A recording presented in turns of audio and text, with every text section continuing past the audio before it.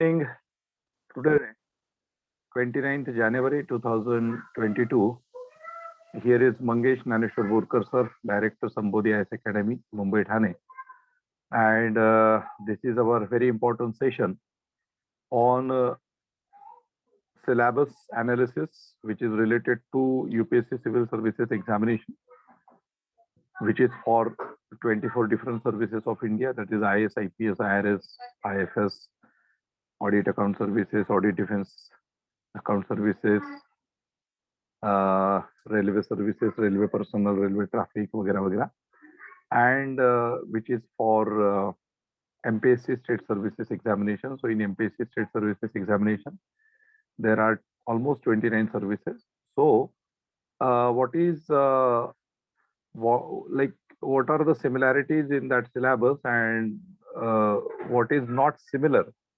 Okay, so what is the difference and what is the similarity? So that we are going to discuss here. I am not going to discuss about the services of both the examinations, because in earlier sessions, every person, every student who is attending here, so they have already attended those basic foundation course, and in foundation course already we discuss about the services. So now today I am going to discuss here syllabus, similarity in a syllabus, and other things which are not similar, right? Why it is important to know syllabus of examination? Because whenever you are preparing for some kind of examination, it is very important to understand syllabus first. Okay, because unless and until you are having a deep understanding of syllabus, you cannot move forward. And syllabus is important, because on the basis of syllabus only, you can understand what is the difficulty level of examination, what are those portions which are very important for scoring in examination, okay, and where to focus on and where not to focus on. That is also important if you are having a good understanding of syllabus. Specifically with respect to competitive examination, each and every section is very important, okay. But at the same time, there are certain sections which are similar in certain sections, in certain areas. Like if you are discussing Indian Constitution, so certain sections of Indian Constitution that you can also find in the modern Indian history, that is in the post-independence period. Okay, even on the basis of certain sections or certain articles of Indian Constitution, there is important portion which is covered in Indian economy also. Okay, if you are studying geography, so some section of geography is overlapping with the science section, environment section, biodiversity section. Okay, so like these kind of similarities we can identify if you are having a good understanding of the syllabus. Okay, so आम्हाला syllabus बघणं का आवश्यक आहे? Because अगर आपण जर syllabus बघितलं, प्रिलिम्सचं मेन्सचं syllabus जर बघितलं, दोन्ही एक्झामचं जर बघितलं, तर आपल्याला सिमिलॅरिटीज कळतं, डिसिमिलॅरिटी कळते, काय समान आहे, काय नाही आहे, आणि कुठे फोकस करायला पाहिजे, कोणते सेक्शन्स हे काही काही ठिकाणी कॉमन असतात, कुठे कुठे ओव्हरलॅप होतो हे कळतं, आणि त्याच्यामुळे आपला जो टाइम जो असतो तो टाइम आपला वाचतो. ठीक आहे. So that's why syllabus is very important with respect to examination. Okay, so let us start with our. I am sharing here with you advertisement of UPSC examination 2021, and first I will go on the syllabus of prelims, and later on we shall go to syllabus of mains examination of UPSC. Then I will go to mains syllabus of our MPSC State Services examination. Okay, so now, and many of the students already knowing this syllabus of both the examinations, but still in detail, I want to show you detailed syllabus. Okay. So now see, सगळ्यांना दिसतंय हे? Everybody can see this thing? sir. Yes. Okay. So this is a Union Public Service Commission, that is civil services advertisement and dated of last year. Okay. So last year ची ad आहे ही. आता सुद्धा जी नवीन add येईल ती I think it is on 2nd of February. Okay. आता next 3 days मध्ये those who are graduate students and those who have attended their completed their 21 years of age before 1st August 2022, so they can appear for examination, right? So now see, आता हे समोर आलेलंच आहे म्हणून इथे आता post बघूनच घ्या एकदा की what are the services through UPSC civil services exam. Okay, बघून घ्या एकदा इथे. Indian administrative service, that is IAS, Indian foreign service IFS, Indian police service IPS, Indian audit and account services, okay, Indian civil account service, Indian corporate law service, defence account service, defence estate service, information service, postal service, okay, postal and telegraph account and finance service, railway protection force, Indian revenue service, customs and indirect taxes. Okay, customs and excise manager, now it is the indirect taxes they are mentioning. Indian revenue service, income tax, trade services. Okay, then armed forces headquarters. Okay, then Andaman Nicobar Islands, Lakshadweep, Daman and Diu, Dadra Nagar Haveli civil service, and it is called as DANIX. And Delhi, Andaman and Nicobar Islands, Lakshadweep, Daman and Diu, and Dadra Nagar Haveli civil service. Okay, Nagar Haveli, it is civil service, and then police service. It must be here, police service, and then Pondicherry civil service and Pondicherry police service. आता याच्यामध्ये this advertisement, it was for 19 services, but there are 24 services. So in 2021 advertisement, there were no recruitment for Indian Railway Protection Force Service. They have mentioned here, but there were no recruitment for Indian Railway Account Service, Indian Railway Traffic Service, and Indian Railway Personal Services. So 3 services त्या नव्हत्या. त्याच्यानंतर there is one Indian Telecommunication Service, तर त्याची सुद्धा नाही दिसत आहे. Indian Telecommunication is not here. Okay, trade is here. So 4. Okay, so आणखी 1-2 सर्व्हिसेस नाही दिसत आहे याच्यामध्ये. Anyway, so these are services. Yes, these are rules for different list of services identified suitable for the persons with benchmark disability along with the physical requirements and functional classification. हे सगळं जी add येते त्याच्यामध्ये असतं. So even physically disabled persons are also allowed, okay, in Indian administrative and so many other services. Police services मध्ये ते फक्त नसतात. म्हणजे आता बघा इथे एक जस्ट एक्झाम्पल आता आपल्या समोर आहे म्हणून. Categories for which identified: locomotor disability including cerebral palsy, leprosy cured, dwarfism, acid attack victims, okay, blindness and low vision, deaf and hard of hearing. Okay, याच्यामध्ये हे क्लासिफिकेशन वगैरे आहे. So if somebody is in your contact and he is in this category, so you can share this kind of information with your any family members, relative or friend who comes under this category. And the most important thing is that those who are physically challenged, so they are having more scope in qualifying civil services examination, because they are having their cutoff marks is very low. Okay, म्हणजे जर कोणी physically challenge असेल ना, blind असतील, अशा पद्धतीचे acid attack victims असतील, okay, त्याच्यानंतर ड्वार्फ असतील, मल्टिपल डिसेबिलिटी मध्ये असतील, ओके, तर त्या लोकांचा कट ऑफ हा खूप कमी असतो, खूपच कमी असतो, आणि ही इन्फॉर्मेशन त्यांच्यापर्यंत तुम्ही पोहोचवू शकता. So this is just for your knowledge. Okay, just for your knowledge, and you can share as your you need to share this information as your social responsibility. Okay, so sometimes we need to think about our social responsibility also.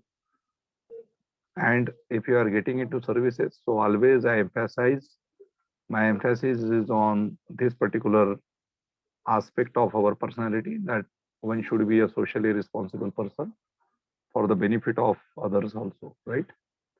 So बघा हे खूप महत्वाची गोष्ट आहे. See, for all, almost for yes, almost for 16 services, so they are eligible. Okay, more than that also. Just आता PDF आहे म्हणून मी तुम्हाला सांगतोय. Yes, now age limit एकदा बघून घ्या. Candidate must have attained the age of 21 years and must not have attained the age of 32 years. Okay. This is candidate must have attained the age of 21 years and must not have attained the age of 32 years on the 1st August 2021. आता इथे या वर्षी 2021 च्या ऐवजी काय येणार 2022. Okay, must have attained the 21 years. Okay, and must not have attained the 32 years on 1st August 2022. Okay, and then after means 32 is the age limit for general category candidate, 35 is the age limit for OBC candidate, and 37 is the age limit for SC/ST candidate. And again, attempt limits for general is 6, OBC is 9, and SC/ST is only related to age limit. Okay, so that is a benefit. Then minimum educational qualification, you can be a TYAPR or you must have passed a graduation. Okay, so graduation is a minimum educational qualification. No, as such, no percentage criteria is there. Okay, means it is not necessary that you should have first class or second class or like that, right?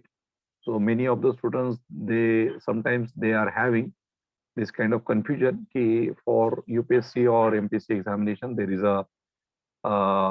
a criteria of marks. So तुम्ही 10वी मध्ये 2-3दा fail जरी झाले असेल तरी चालू शकतं, 12वीत 1-2दा fail झाले असेल तरी चालू शकतं. ओके, बार फेल एक बार पास असं असलं तरी चालतं. ओके, पण ह्या एक्झामिनेशन मध्ये तुम्हाला फक्त एवढं आहे की तुम्ही तुमचा आधीचा बॅकग्राऊंड काय आहे, that doesn't matter, but at least when you decide that you are appearing for this examination, you need to be a sincere. Okay, you need to follow disciplines, you need to imbibe and inculcate disciplines within you. Okay, you need to develop your personality as a very disciplined student. Okay, as a very disciplined person. Okay, because unless and until you follow certain disciplines, you are not going to qualify this examination. So a cordial approach, in disciplined manner, okay, and laziness, okay, त्याच्यानंतर मग चलो ठीक है आज कर लेते हैं, कल 2-3 दिन बाद देख लेंगे फिर. ओके, म्हणजे अभ्यास करूया, नंतर करूया, वेळ भेटला तेव्हा करूया. ओके, किंवा लेक्चर्स आपण आता जॉईन केले, सो लेक्चर्स मध्ये कंटिन्युटी असणं, असाइनमेंट्स रेग्युलरली करणं, एक्स्ट्रा एफर्ट्स घेणं, थोडंसं मॉर्निंग उठण्यापासून तर रात्री झोपेपर्यंत आपलं एक शेड्यूल मेंटेन करणं, या सगळ्या गोष्टी तुम्हाला इथून पुढे फॉलो कराव्या लागतील. That is very important to get your success in this examination. Okay, so you should not have laziness. आता हा scheme of examination, prelim examination and then mains examination.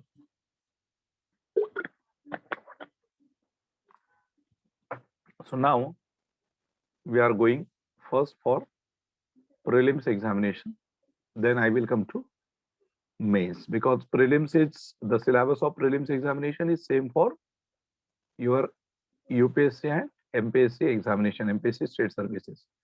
Okay, so that's why I am coming to prelims. Yes. Okay, दिसते तुम्हाला प्रिलिम्सचं syllabus? Yes, sir. Okay, मी याला explain पण करेल आता थोडं थोडं. ठीक आहे, पहिले आपण सगळं बघून घेऊ, then I will explain. So now this is a syllabus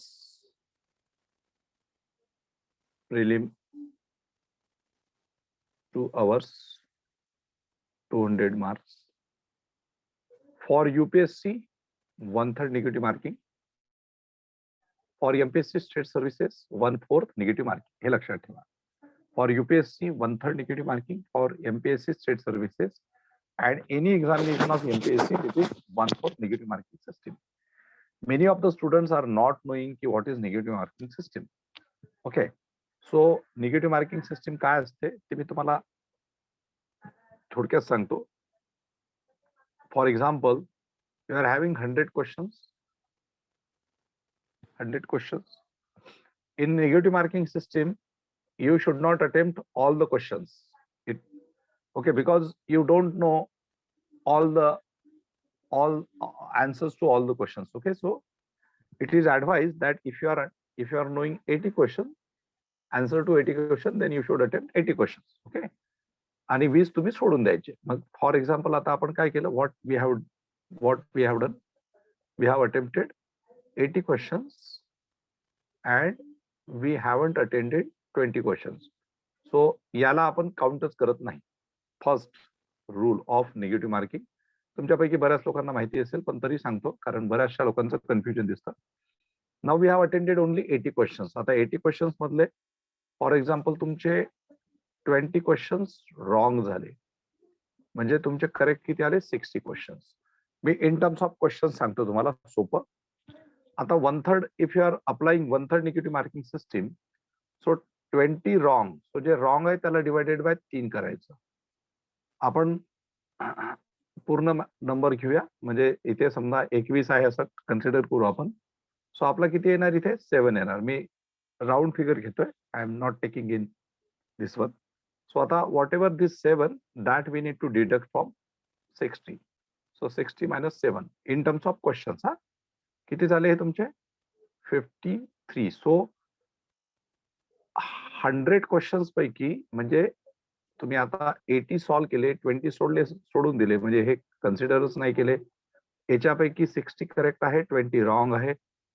In negative marking system, if it is 1/3, so you need to divide wrong answers by 3. If it is 1/4 negative marking system, you need to divide wrong answers by 4.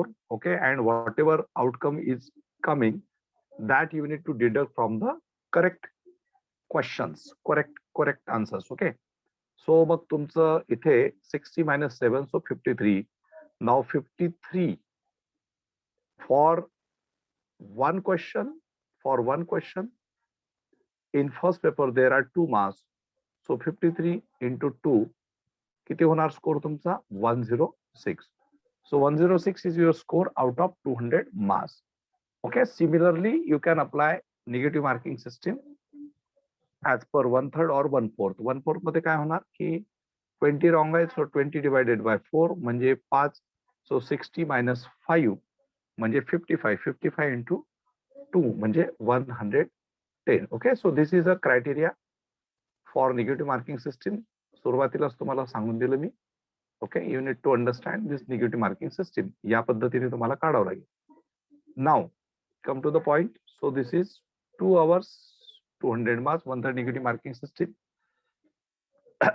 Paper 2 2 hours 200 marks and 80 questions. Here 80 questions and here 100 questions. Okay, first paper 100 questions, second paper 80 questions. Second paper is also called as CSAT, Civil Services Aptitude Test. Okay, it is called as CSAT, Civil Services Aptitude Test. आता याच्यामध्ये काय आहे ना, याच्यामध्ये काय की हा जो पोर्शन आहे, आता हा थोडासा आपण बघूया. म्हणजे मी जस्ट तुम्हाला आता फक्त सांगतोय. First portion, current events of national and international importance. Okay, current events of national and international importance. Now with respect to MPSC state services examination, इथे काय राहणार, स्टेट पण राहणार. State current events of state, national and international importance. Okay. Second topic दिलेला आहे history of India and Indian national movement. आता इथे पुढचं एक स्टेट सर्व्हिसेस साठी म्हणजे एमपीएससीच्या स्टेट साठी काय राहणार सिलेबस मध्ये, history of India and Indian national movement with current with एम्फॅसिस on Maharashtra, history of Maharashtra, म्हणजे महाराष्ट्राच्या इतिहासाच्या संदर्भात. ओके. म्हणजे history of India consist of ancient medieval modern history. Okay. In the modern Indian history, special emphasis is given to Indian national movement. And in MPSC examination, if it is MPSC state services, so special reference to history of Maharashtra, महाराष्ट्राचा इतिहास. Okay. मग महाराष्ट्राच्या इतिहासामध्ये सुद्धा ancient history येतं महाराष्ट्राचा, थोड्याशा medieval development येतात, अँड देन मॉडर्न. मॉडर्न मध्ये तुमचं संयुक्त महाराष्ट्राचा लढा वगैरे ह्या सगळ्या गोष्टी येतात. Okay, that all these things we shall discuss from time to time. Then India and the world geography, physical, social, economic geography of India and the world. Okay, आता आपण जो टॉपिक सुरू करू उद्या, so that will related to this. And the most important thing is that to enter into geography section, we need to understand geography through atlas. Okay, atlas म्हणजे काय तर map book. Okay, atlas means your map book. So if you want to understand geography, you need to understand maps first. Maps of world. Okay, maps of world. Okay, so this is very important, right? Maps of India, maps of world, and then ultimately once you have your authority, your hold on all the continents of world and maps of different things in and around world, then you will be able to understand geography very easily. Okay, समजा आता तुम्हाला कुठलं तरी, आता जसं for example पूर्ण भारतामध्ये संपूर्ण क्लायमेट चेंज होत आहे. ओके. आणि आपल्याला असं सांगितलं जातं की कुठेतरी युरोपमध्ये काहीतरी झालेलं आहे, something happen in the Europe on certain coast. Okay, but you are not aware about this coast.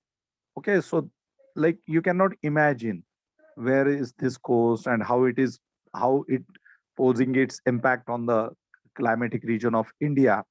Okay, so that's why it is very important to understand geography through maps, and then we can move to the theories, we can move to the concept, right? So ते आपण start करणार आहोत for your better understanding. ठीक आहे. And the most important thing is that in examination, whatever the questions coming from geography, so that are mostly related to maps. Okay, म्हणून तुम्हाला आता महाराष्ट्रात राहतो तर महाराष्ट्राचं पूर्ण मॅप माहिती पाहिजे. तुम्ही भारतामध्ये राहता तर भारतातल्या सगळ्या स्टेटचं तुम्हाला ज्योग्राफिकल नॉलेज पाहिजे. मग वेगवेगळ्या कॉन्टिनेंट्सचं नॉलेज पाहिजे. आपण आशिया खंडात राहतो तर we should have a knowledge of entire Asia. We should know की where is the location of which country. Okay, where are the mountain ranges, where are the rivers, where are the pasture lands. Okay, so that's why map is very important. ठीक आहे, तर आपण त्याच्याबद्दल उद्या बोलूया. Then इथे मग Indian and the world geography and geography with respect to Maharashtra. ठीक आहे, मग इथे महाराष्ट्राचा परत म्हणजे सी करंट इव्हेंट्स मध्ये महाराष्ट्र, हिस्ट्रीमध्ये महाराष्ट्र, ज्योग्राफीमध्ये विथ रिस्पेक्ट टू महाराष्ट्र. म्हणजे तुम्ही एक लक्षात घ्या की तुमचं युपीएससी पेक्षा एमपीएससीचं प्रिलिमचं सिलेबस जास्त एक्झॉस्टिव्ह आणि मोठा आहे, हे लक्षात घ्या. ओके. त्याच्यानंतर Indian polity and governance, constitution, political system, panchayat raj, public policy, rights issue. याच्यामध्ये एक टॉपिक आहे which is not as such mention, but that is a topic which is panchayat raj. So panchayat raj is a very special topic which we need to study with respect to Maharashtra. याच्यामध्ये यांनी असं इथे दिलेलं आहे पंचायत राज. Okay, इथे दिलेलं आहे. But with respect to UPSC, it is not very much exhaustive. But with respect to MPSC state services, we need to understand Panchayat Raj of Maharashtra. Okay. तुम्हाला माहिती असेल की सध्या रिसेंटली महाराष्ट्रामध्ये पंचायतीचे इलेक्शन्स झाल्या. ओके, म्हणजे local self government. Panchayat means local self government. And nagar panchayat. Okay, नगरपंचायतीचे पण इलेक्शन झाले. नगरपंचायत 107 आय थिंक 107 नगरपंचायत, 107 की 119 नगरपंचायतीच्या इलेक्शन झाल्या. Okay, I could not remind that particular this thing. Okay, number. आणि just 2 days back there was a news related to lottery. Okay, नगराध्यक्षांची lottery. ठीक आहे, त्याच्या संदर्भात हे होतं. And if you are watching news channels or if you are reading newspapers, you must be knowing that OBC reservation issue with respect to the Panchayat Raj elections in Maharashtra. आहे ना, तर त्याच्या संदर्भात सुद्धा तुम्ही ऐकलेलं असेल. So these kind of news that are very much important for panchayat raj in Maharashtra specifically. ठीक आहे, सो हा टॉपिक जो आहे हा ऍज इट इज UPSC ला आहे, MPSC स्टेट सर्व्हिसेसला आहे, आणि specifically you need to understand panchayat raj of Maharashtra. ठीक आहे, त्याच्यानंतर आहे इथे economic and social development, sustainable development, poverty, inclusion, demographics, social sector initiative. Okay, now each and every word, each and every line is important. Okay, हे सगळंच्या सगळं तुमच्या state सर्व्हिसेसच्या सिलेबस मध्ये पण येतं. लक्षात घ्या की this every single word is very important. Okay, म्हणजे इकॉनॉमिक अँड सोशल डेव्हलपमेंट, आर्थिक आणि सामाजिक विकास, itself a very exhaustive topic. Okay, very exhaustive म्हणजे खूप गोष्टी आहेत त्याच्यामध्ये. ओके, खूप साऱ्या गोष्टी आहेत. तुम्ही आपण जसं आता शिकू तर तुमच्या लक्षात येईल. देन सस्टेनेबल डेव्हलपमेंट, व्हेरी एकच शब्द आहे तो sustainable development, but it is very exhaustive. Okay, it's that terminology which include so many things. ठीक आहे, देन पॉवर्टी. ओके, पॉवर्टी, आता पॉवर्टीवरती तर खूप साऱ्या गोष्टी येतात. दारिद्र्य किंवा गरिबी आपण ज्यावेळेस म्हणतो, so it includes so many things. Okay, then inclusion. Okay, inclusion, so inclusive development वगैरे, इन्क्लुझिव्ह डेव्हलपमेंट, डेमोग्राफिक्स म्हणजे population related, social sector initiatives means so many different policies of the government for the empowerment of the different sections of the society. Okay, so हे खूप येते याच्यामध्ये. आणि त्याच्यानंतर आहे general issues on environmental ecology, biodiversity and climate change that do not require subject specialization. Okay, so general issues on environmental ecology. Now they have mentioned that general issues on environmental ecology.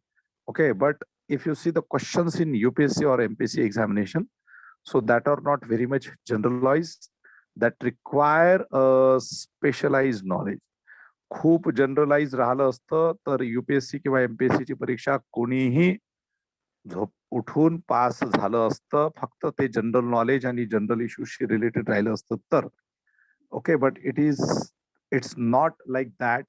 It require a special study, okay, with different perspective, different approach. Okay, and that's why since you people have joined at Sambodhi, so your expectation and my duty is to develop your that different perspective. Okay, that different approach with respect to preparation and whatever strategy we are devising, that is to qualify examination. Okay, our sole aim is to qualify examination. Okay, and that's why we are discussing this syllabus. Okay, so general issues on environmental ecology. So what are the general issues? Okay, what is basically environmental ecology? So we need to understand from the definition itself what is ecology. Okay, what is environmental ecology, what is biodiversity, what it consists of. Biodiversity मध्ये काय येतं. Okay, बघा आता climate change म्हणजे मी in my orientation sessions also I have mentioned that the most important threat to the entire globe is environmental issues and the climate change. Okay, it's a major threat. तुम्ही just 2 days back there was a news, Sahara वाळवंटामध्ये Sahara वाळवंटामध्ये, Sahara desert, बर्फवृष्टी झाली. Okay, ऐकली का ही news कोणी? Have you heard this news? Sahara desert, Sahara desert मध्ये खूप मोठ्या प्रमाणात बर्फ पडला आणि तो 5व्यांदा पडला. ही न्यूज ऐकली कोणी? Have you heard this news? That is a desert area. Sahara Desert, okay, is the hottest place. Okay, that place is considered the hottest in the world, and that there you can find that there there is a huge rainfall. Okay, and that rainfall is not a normal rainfall. हा जो rainfall होता तो normal नव्हता, तर तिथे ice fall झाला. Okay, so that is very challenging, and that is very, how, what you can say, it's a like it's surprising also for the environmentalists. Okay, those who are working on these specific subjects, okay, across the globe. जगभरातल्या शास्त्रज्ञांसाठी, एन्व्हायरमेंटलिस्ट साठी तो एक मोठा धक्का आहे. ते खूप आश्चर्याचं आहे. And that's why terrorism, like things that are a threat, okay, but the natural calamities, okay, like this, that is most disastrous thing in front of a scientist and in front of so many countries of the world. And that's why whenever different countries, different leaders of the different countries, they are gathering, so they are identifying agenda, common agenda against global warming, right, against carbon gas emission. Okay, they are having common program for elimination of this carbon from the atmosphere or minimizing carbon emission. Okay, ozone layer depletion, that is also important threat. Okay, so you must be knowing, if you are reading newspapers, if you are watching news channels on regular basis, so you can identify these are the problems. Okay, so anyway, in our syllabus we shall go through all these issues, okay, from time to time. आणि हे म्हणतायत की do not require a subject specialization. That is correct. You don't require a subject specialization, but whatever coming in the newspaper, that you need to understand. And the last topic here is general science. Okay, so general science म्हटल्यानंतर त्याच्यामध्ये specifically in MPSC examination they do ask questions related to physics, question related to chemistry, questions related to zoology and biology, zoology and the botany also, hygiene also, right? With respect to science and technology also, with respect to UPSC examination, they do not go into this traditional part of physics, chemistry or biology or this thing. They are asking application based question. Okay, so in UPSC civil services examination, you won't find traditional questions. Okay, the traditional questions you can find in MPSC state services examination, and that you can, like, that you can finish that particular portion, you can finish even from the school books. But for general science section of UPSC civil services examination, if you are knowing a theory, you should know a practical application of that specific theory. So that is the difference in approaches with respect to UPSC and MPSC with respect to certain topics. Okay, so हे लक्षात घ्या की हे जे syllabus आहे, हे सिलेबसच नंतर तुमचं दोघांच्याही UPSC आणि MPSCच्या मेन्सला पण आहे, but that is discussed. Means what? That is elaborated. Okay, that is not in a single line. इथे बघा आता सिंगल लाईन मध्ये आहे की नाही सिलेबस. प्रिलिम्स जे सिलेबस आहे, that is given in a single line. That is not elaborated. Okay, याच्यावरून तुम्हाला काय समजायचं ते समजा. तर ते म्हटलं history of India and the Indian national movement. नाव हिस्ट्री ऑफ इंडिया मध्ये किती साऱ्या गोष्टी आहे. So many things are there in history of India. So many things are there in Indian national movement.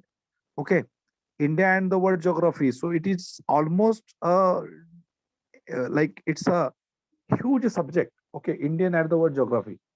It consists of so many different topics, right? So syllabus they have mentioned in the prelims examination, both at the UPSC and the MPSC level, MPSC state services level. That is not defined. You need to understand that. आणि म्हणून आपण हे discussion करतोय. Okay, मी पुढे सांगेल. तर या पेपरचं सिलेबस लक्षात आलं तुमच्या. हे पुढे मी डिस्कस करणार आहे. पहिले मी सगळं सिलेबस तुम्हाला दाखवून देतो आधी दोन्ही एक्झामचं. ओके, आता पुढे जाऊया. Paper second, comprehension. Okay, paper second is comprehension. Now, if we are talking about comprehension, so comprehension in both the examinations, UPSC and MPSC state services. So comprehension with respect to UPSC, it is English passages which are translated into Hindi. Okay, English passages. And these passages are very dangerous. Okay, म्हणजे तुम्ही हा जो CSAT असतो याच्यामध्ये तुम्हाला 1/3 negative marking system apply होते आणि दुसरं 33% पासिंग आहे. Means second paper of UPSC Civil Services exam, it is qualifying paper. You need to score 33% marks. So out of 600 marks, you need to score only 66 marks. Okay, म्हणजे त्याच्या खाली 65 जरी आले तरी तुम्ही क्वालिफाय होत नाही. And if you disqualify in this paper,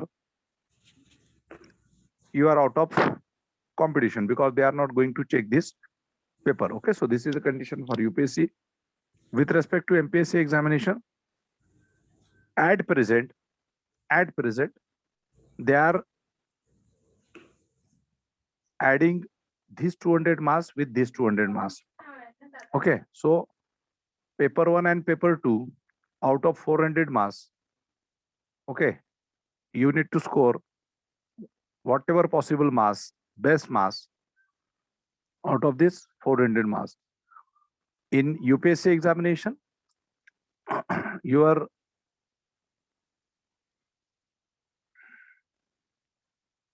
in UPSC examination, you will qualify your prelims examination only on the basis of these 200 marks. Okay, means for example, in UPSC examination,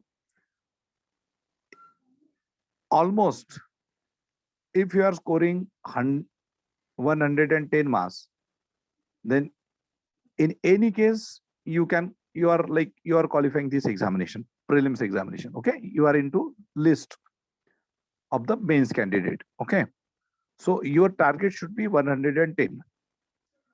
Normally the cutoff for different category candidates is differing. For example, if 110 is a cutoff for general category candidate, then it will be 105 for the OBC. It may be 100 for the SC. It may be 95 for the EST. Okay, so this is the difference. But what should be our target? You should not consider these benefits of the categories. You should have a target that my aim is to score at least 110 marks. Okay, and 67 marks in second paper. आता 67 पण नसावेत, 80-90 जर असले तर तुम्ही confirm असता. तो त्याच्यामुळे तुमचं टार्गेट 100चं असलं पाहिजे सेकंड पेपरला, नॉट जस्ट क्वालिफाईंग. ठीक आहे. On the other hand, with respect to MPSC State Services Examination कसं असतं की 200, 200, 400. So out of 400 in MPSC examination,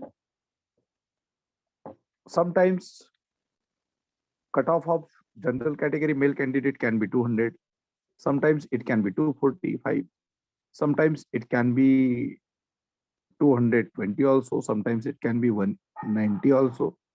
हा सर्वात ज्यावेळेस first time this structure introduced in MPSC state services, so that time it was only 125 marks out of 400 marks for the general category student.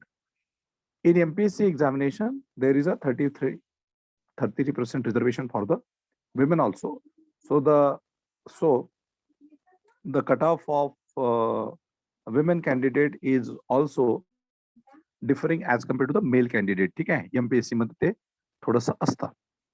But एक लक्षात ठेवा की MPSC मध्ये MPSCच्या exams मध्ये जो बॅकवर्ड कम्युनिटीचा जो कट ऑफ असतो तो ओपन पेक्षा खूप जास्त डिफर होत नाही, हे लक्षात ठेवा. म्हणजे समजा कधी कधी असं पण असतं की ओपन, ओबीसी, SC आणि NT या कम्युनिटीचा कट ऑफ जवळपास सारखाच असतो.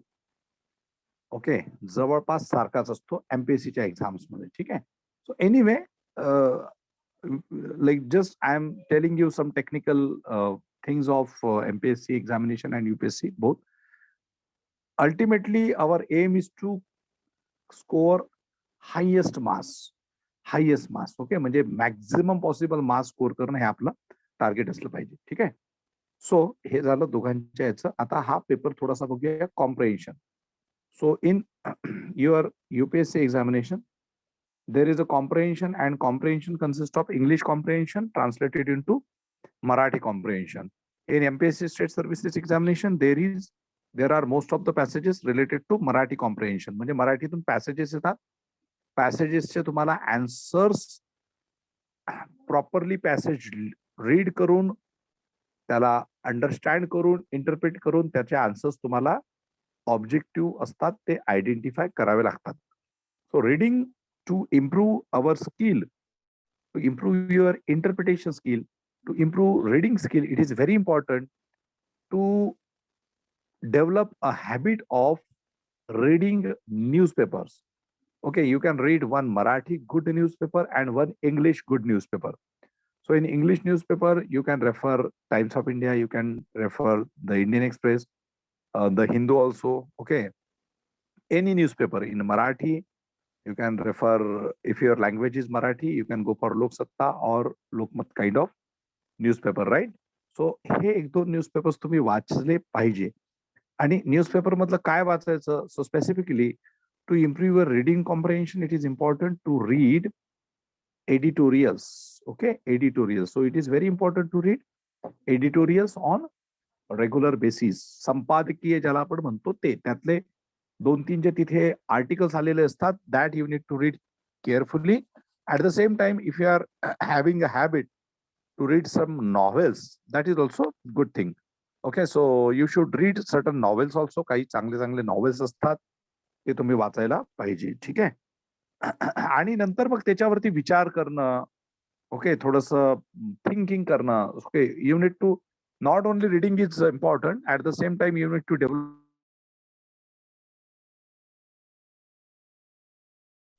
Develop your interpretation skill also. Okay, so both the things are important. Reading skill, interpretation skill. Okay, reading आणि interpretation दोन्ही पण तुम्ही डेव्हलप करायला पाहिजे. ठीक आहे. देन इथे interpersonal skills including communication skill, हा एक पार्ट कॉम्प्रिहेन्शनशीच रिलेटेड आहे. ओके, दोन गोष्टी झाल्या.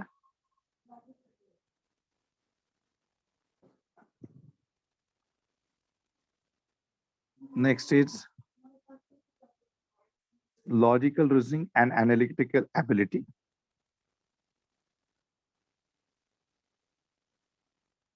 Logical reasoning and analytical ability, decision making and problem solving, general mental ability, basic numeracy. Okay, numbers and their relations, orders of magnitude, and charts, graphs, tables.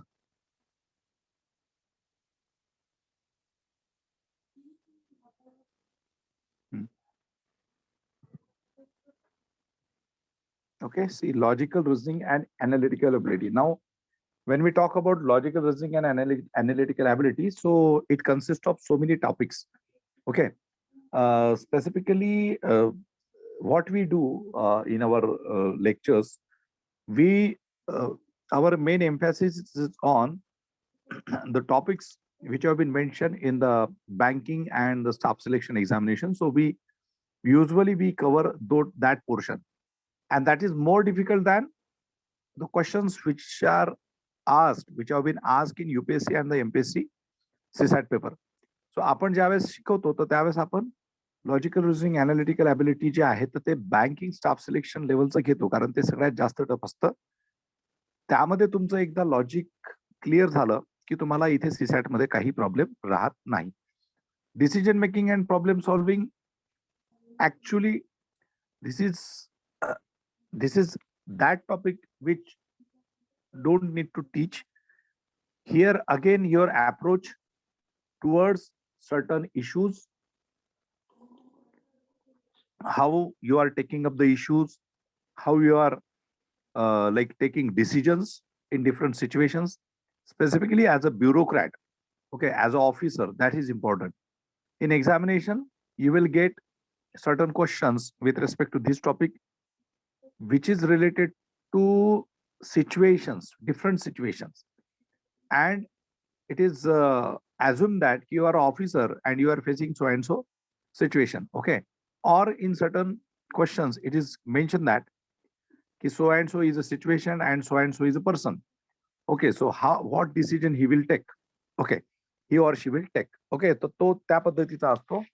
And that's why it is this particular section is very important to cultivate your officer's personality. Okay, तो एक खूप महत्वाचा topic आहे. General mental ability and then basic numeracy.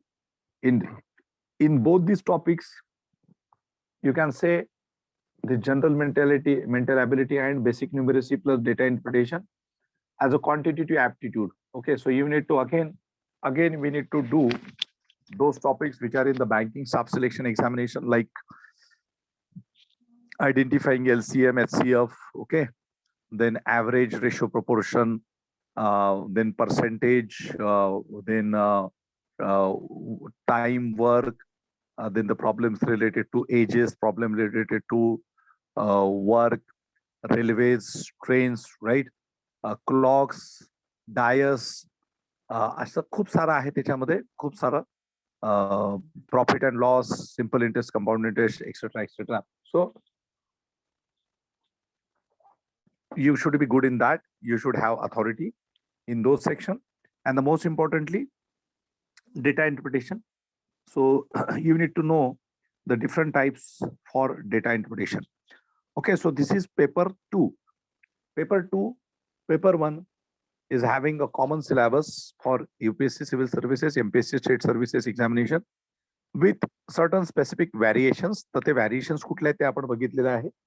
In MPSC State Services examination, there are so many passages on Marathi comprehension. So you should good in Marathi comprehension also, if you like in with respect to MPSC examination. For UPSC examination, you don't need to go for Marathi comprehensions because there are English passages and translated into English. Okay? So this second paper is not a big challenge, but it is related to practice. Okay, because quantitative aptitude, reasoning, logical reasoning, data interpretation, okay, then your English comprehension or whatever comprehensions, it require a practice. So second paper is altogether related to more and more practice. Okay, then पुढे जाऊया आपण. आता आहे तुमचा mains एक्झामचा syllabus. Okay, UPSCच्या mains एक्झामचा syllabus.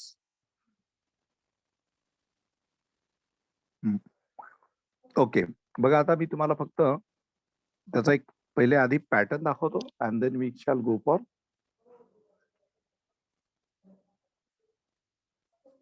Okay, so प्रिलिमिनरीच झालं आपला. आता UPSC mains examination syllabus. See actually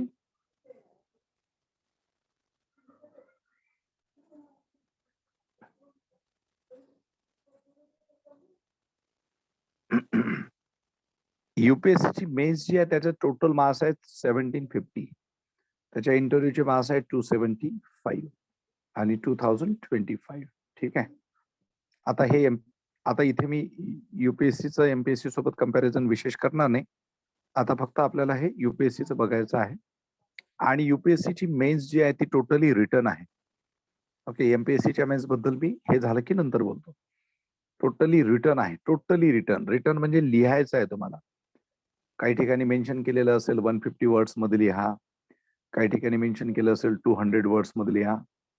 optional subject असेल तर त्या ठिकाणी वेगळे वर्ड लिमिट्स वगैरे असतात. So word limit is there. Okay, so you need to write in certain word limits. Okay, त्याच्याबद्दल from time to time we shall discuss. Now I hope you are understanding whatever I am sharing here with you. कळतंय सर्वांना व्यवस्थित? Slow चाललोय मी. I hope you are understanding. कळतंय? हो sir. Yes, ठीक आहे. सो आता हा बघा, इथे क्वालिफाईंग पेपर्स आहे 300 मार्क्सचा आणि दुसरा पेपर 300 मार्क्सचा. क्वालिफाईंग UPSCच्या मेन्सला क्वालिफाईंग पेपर्स आहेत. One of the Indian language to be selected by the candidate from the languages included in the 8th schedule to the Constitution. 8वं शेड्यूल आहे भारतीय संविधानाचं. त्याच्यामध्ये 22 भाषा येतात. त्या 22 भाषांपैकी एक भाषा घ्यायची असते. Okay, in the 8th schedule of the Constitution, there are 22 languages. These 22 languages are called as constitutional languages. Okay, so this is a question and this is a information which is very important. Again, it can be a question for your examination. म्हणजे how many languages are there in the Indian Constitution, or how many languages mentioned in the Indian Constitution are constitutional languages. So answer is 22. Where in which of the following schedules the constitutional languages of India is mentioned? So that is in the 8th schedule. Okay. याच्यामध्ये 14 + 4 + 4. Okay, 14 + 4 18, 18 + 4 22. Bodo, Dogri, Maithili and Santhali, these were the last 4 languages. म्हणजे एक लक्षात घ्या की तुम्हाला हा जो पहिला पेपर दिलेला आहे याच्या जर याला जर तुम्ही हिस्टॉरिकली बघितलं तर हे कॉन्स्टिट्यूशन लँग्वेजेस किती व कोणत्या कुठे आहेत, कोणत्या कोणत्या होत्या, कोणत्या ऍड करण्यात आला, कुठली कॉन्स्टिट्यूशनल अमेंडमेंट होती, याच्यावरतीच तुमचे 2-4 प्रश्न होऊन जातात. मीन्स सी की in these, like if you are writing this paper, so with respect to that there is a much information, and that information can be a question for your UPSC or MPSC paper. Okay, so इथे तुम्हाला Bodo, Dogri, Maithili and Santhali, these were the 4 languages which were added as the last 4 constitutional languages. Initially there was 14 constitutional languages. Later on there was an addition of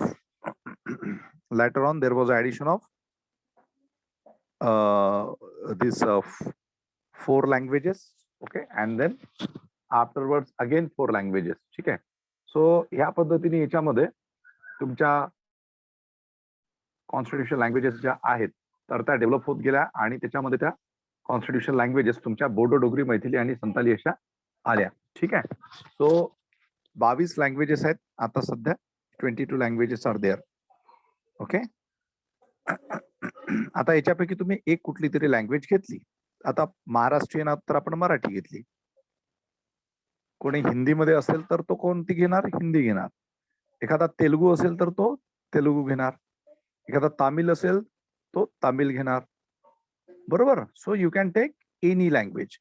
now this language is a qualifying. This paper is a qualifying paper. काय काय असते या papers मध्ये? 300 marks पैकी तुम्हाला एसे विचारला जातो,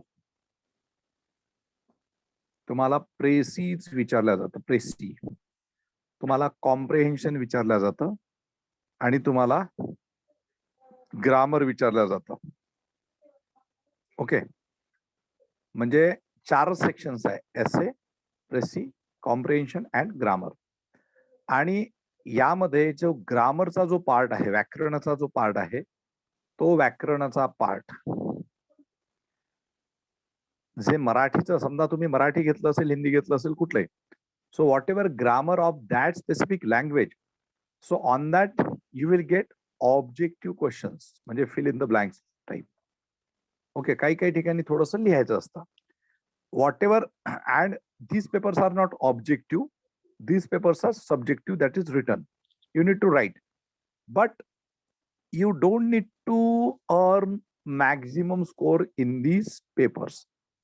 तो एक UPSC ने मेन्शन केलेलं असतं 35%, 40%, वॉट एव्हर जे काय असेल, तर ते त्यांनी दिलेलं असतं ज्यावेळेस ते नोटिफिकेशन काढतात. You need to score that much marks only. Okay, म्हणजे समजा त्यांनी म्हटलं की 300 मार्क्स पैकी तुम्हाला 35% हिशोबाने स्कोर करायचे असतील, तर समजा 35 दुने 70, 105. ओके, एवढेच तुम्हाला मार्क्स स्कोर करावे लागतील. ओके, जे काही असेल ते, whatever criteria they apply. Okay, so these are qualifying, this is qualifying paper. Second is English, so same syllabus for English, म्हणजे English essay, English comprehension, English pressy, and then English grammar. So don't take these papers as a easy one. Okay, don't take it as casually कि बाबा चलो English आणि मराठी तर मला येतं, और English और हिंदी तो मैं कर लूंगा. Okay, so this should not be our approach if you are appearing for mains examination of UPSC Civil Services. For your kind information, many of the students, those who were MBBS, BE from management, they failed to qualify in these papers, and that's why their rest of the papers were not checked by UPSC. Okay, this thing happened during my period itself.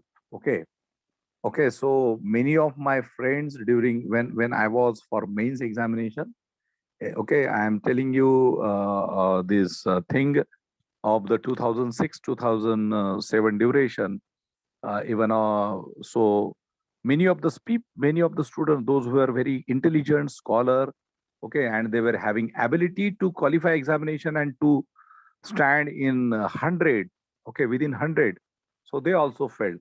Okay, so you cannot take these papers easily. Okay, you need to take some efforts, extra efforts, and you need to solve some papers also, right? So it is very important because ultimately our aim is to qualify in this examination. तो कुठल्याही पद्धतीने कुठल्याही पेपरला सोपं घ्यायचं नाही. सोपं आहे, मला लँग्वेज येते, मी मराठी लहानपणापासून बोलतो, मला इंग्लिश तर टकाटक येतं, छान येतं, या ह्याच्यामध्ये राहायचं नाही. ओके, बऱ्याच गोष्टी असतात ज्या आपल्याला माहिती नसतात. माझ्यासारखा माणूस हा स्वतःच्या अनुभवातून तुम्हाला सांगतो, किंवा आमचे जे रॉड्रिक सर असतील, जोसेफ सर असतील, आणखी बाकी चांगले चांगले जे फॅकल्टीज आहेत, ते तुम्हाला अनुभवाच्या याच्यावरून अनेक गोष्टी सांगतात, कारण आम्ही त्या सगळ्या प्रोसेसमधून गेलेलो आहोत. Okay, so you need to take advantage of our counseling, our this thing, whatever we are sharing and whatever approaches we are telling to you. Okay, right from the very beginning, you need to take all these approaches very seriously. Okay, so anyway, so पहिले 2 papers झाले, आता आपण याच्यामध्ये pass झालो असं समजूया. आता आपण दुसऱ्या पेपर्स कडे जाऊ. Okay, papers to be counted for merit. Okay, papers to be counted for merit. So paper 1 is essay. Paper 1 is essay. Essay मध्ये काय आहे? Paper 1 is essay. एसे मध्ये काय आहे? तर 250 मार्क्स असतात, इथे दिलेलं आहे. याला 2 सेक्शन्स असतात, section A, section B. Section A मध्ये 4 एसे, सेक्शन बी मध्ये 4 एसे. याच्यापैकी किती लिहायचे असतात? सेक्शन ए पैकी 4 पैकी एकच लिहायचा असतो, इथे एकच लिहायचा असतो. खूप सोपं काम आहे. You are having 4 choice and you need to identify, you need to write on only one topic. Here again, 4 choice, you need to write essay on only one topic. So it's not difficult. Okay, and essay is such a topic where you can score maximum marks. I still remember I wrote my first civil services mains in 2004. And that time, unfortunately, I was operated and I was admitted for so many days in hospital. And then I was bedridden for so many days.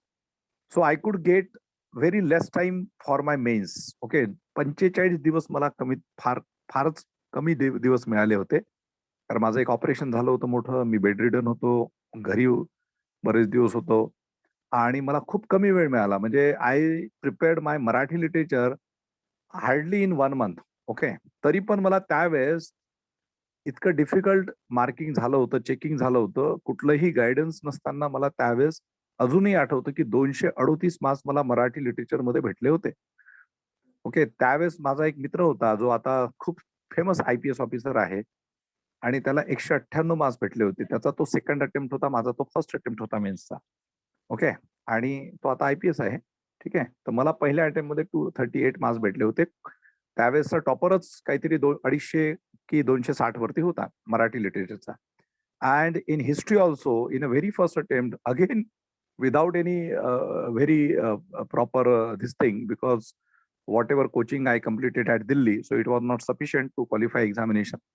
कारण दिल्लीचा अप्रोचच वेगळा असतो. दिल्लीला तुम्हाला कोणी सांगत नाही personal लेवलला वगैरे. फक्त क्लास करा आणि तुमचा क्लास केव्हा तुम्ही जॉईन करता केव्हा संपतो काही तुम्हाला समजत नाही. 7-8 महिन्यात संपून टाकतात ते. तर त्यावेळेस सुद्धा मला आठवते की I think 289 something I scored. Okay. हिस्ट्रीमध्ये फर्स्ट टाइम. ओके. सो मला खूप कमी मार्क्स मिळाले होते आणि त्यावेळेस मात्र म्हणजे इथे मला कमी मार्क्स मिळाले, इथे चांगले होते आणि मला एसे मध्ये खूप चांगले मार्क्स भेटले होते. 120 मला मिळाले होते. मला वाटतं त्यावेळेस आमचा एसे 200 पैकी असायचा. 120 म्हणजे द बेस्ट मार्क्स होते. Okay. The best marks. Okay. आणि I still remember that in my creativity was very good. Okay. That time also, and even today I feel that I am having some creative mind.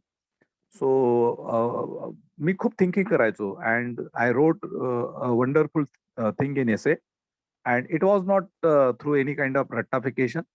It was my own ability to interlink the things with so many things. Okay. So I remember that it was an essay on some culture and globalization. Okay. बहुतेक तो 2004चाच एसे असावा. Okay. So मला छान marks मिळाले होते त्याच्यामध्ये.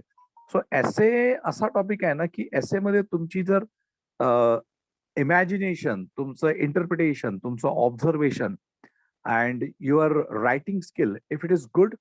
Okay. If you are and practically if you are like if you are linking up the things in a practical approach with a practical approach with in a practical manner, then you can score the best marks in essay. Okay. Right now essay is for 250 marks.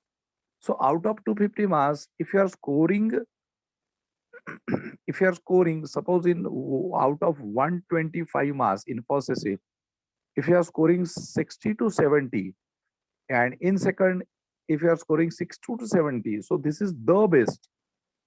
लक्षात ठेवा. Because UPSC मध्ये 50% marks मिळणं म्हणजे तुमची rank आली हे समजा. Okay. UPSC म्हणा किंवा कुठलीही एक्झाम घ्या MPSC. ओके. याच्यामध्ये जर तुम्हाला 50% मार्क्स मिळत आहेत, so 50% marks is your rank. Okay. 50% marks is your rank. Okay. Precious writing Priyanka, it is 1/3 लिहितो ना आपण, 1/3 सारांश लेखन नसते की नाही प्रियंका? हा, सारांश लेखन आपण लिहिलेलं आहे की नाही. 1/3 पॅसेज लिहा, म्हणजे एक तुम्हाला पॅसेज दिलेला असतो आणि त्याच्यावरून तुम्ही लिहिता. सो दॅट इज 1/3, म्हणजे एक पूर्ण हे लिहिलेलं असतं त्याच्यावरून 1/3 लिहायचं. स्वतःच्या भाषेमध्ये तुम्हाला काय कळलं ते लिहायचं. That is precis. Okay. You must have like attempted presi writing in your school, I think 10th 12th. Yes, असतंच ना ते, आहे की नाही? yes, but we didn't call it as presi writing. काय म्हणता तुम्ही त्याला? It was summary writing. No, it is mentioned as a presi writing. म्हणजे UPSC किंवा आमच्या वेळेसही प्रेसिज शब्द असायचा तो. आता नवीन शब्द वापरत असतील कदाचित. Okay. Okay. So So essay is for 250 marks. So essay is based on your knowledge, is based on your practical approach, is based on your writing skill, is based on if you want to score maximum marks, you need to have good vocabulary also. वेगवेगळे शब्द, चांगले शब्द, परिणामकारक शब्द, okay, which could pose impact.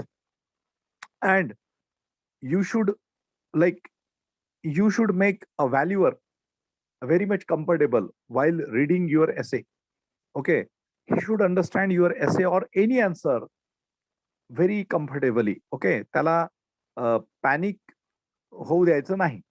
एवढं एक तुम्हाला करावं लागेल फक्त. Okay, while if you are writing essay or anything in the GS paper, so you should make your valuer very much comfortable. Okay, so that is very important. म्हणजे त्याच्यामुळे तुमचं handwriting, okay, तुम्हाला हँडरायटिंग वरती पण काम करावं लागेल.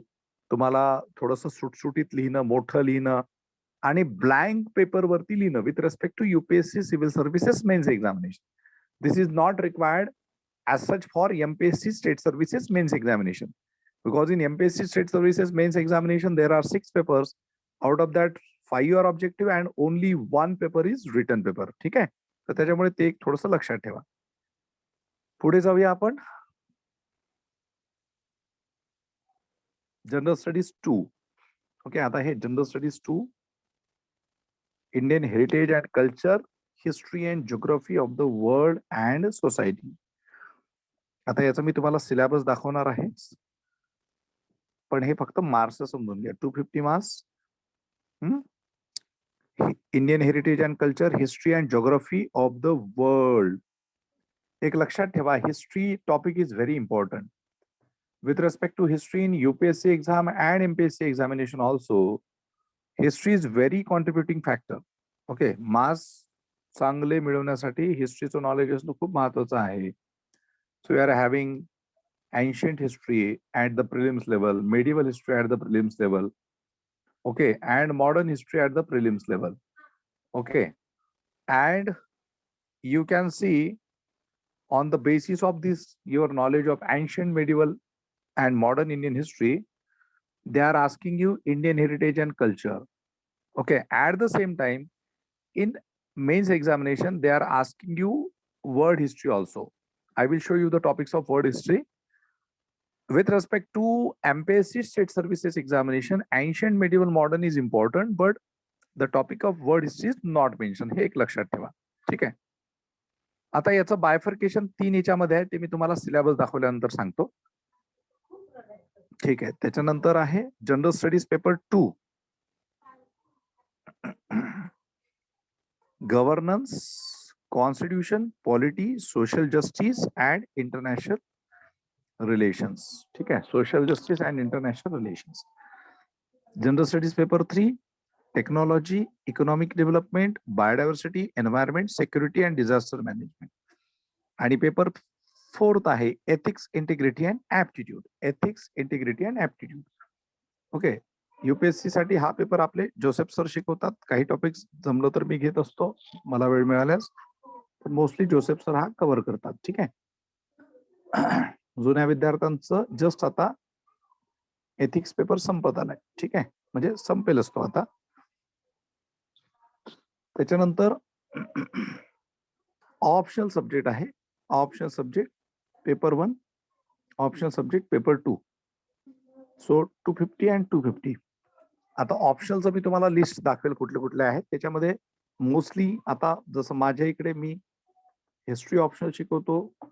हिस्ट्रीचं मी तुम्हाला सांगितलेलं आहे की UPSC मध्ये specifically if you don't have a history as a optional, then also you need to study anyway. You cannot skip ancient, medieval, modern and world history. Okay, and history is a good subject. म्हणजे माझ्या वेळेस माझा जो top score होता history मधला, जो टॉपरचा score होता तो होता 354. ओके, आता आमच्या वेळेस 600 पैकी मिळायचे आणि 600 पैकी 310 मिळणं, 320 मिळणं हे द बेस्ट होतं. मला 354 होतो. And I remember that during that time all India topper was almost 370 or 375. And with respect to that, my score in the Maharashtra was topmost score. Okay, because it is not as such possible to score this much of score in any optional subject. Okay, म्हणजे history वगैरे सारख्या subjects मध्ये हे score मिळतात. बरेचदा आता बरेचसे विद्यार्थी पॉलिटिकल सायन्स घेतात, त्यांना कोणाला पब्लिक ऍडमिनिस्ट्रेशन वाटतो. अर्लियर पब्लिक ऍडमिनिस्ट्रेशन मध्ये मुलांना चांगले स्कोर मिळायचे, आता पण मिळतात, but it is difficult because बरेचशा लोक एक आजकाल तर असं झालेलं आहे की व्हिडिओज वगैरे बघतात, टॉपरचे व्हिडिओ, एखाद दुसरा असतो पॉलिटिकल सायन्स, सोशियोलॉजी, अँथ्रोपॉलॉजी मध्ये मार्क्स मिळवलेला, आणि मग त्याचा व्हिडिओ बघून आपणही पॉलिटिकल सायन्स, सोशियोलॉजी, अँथ्रोपॉलॉजी घेतो.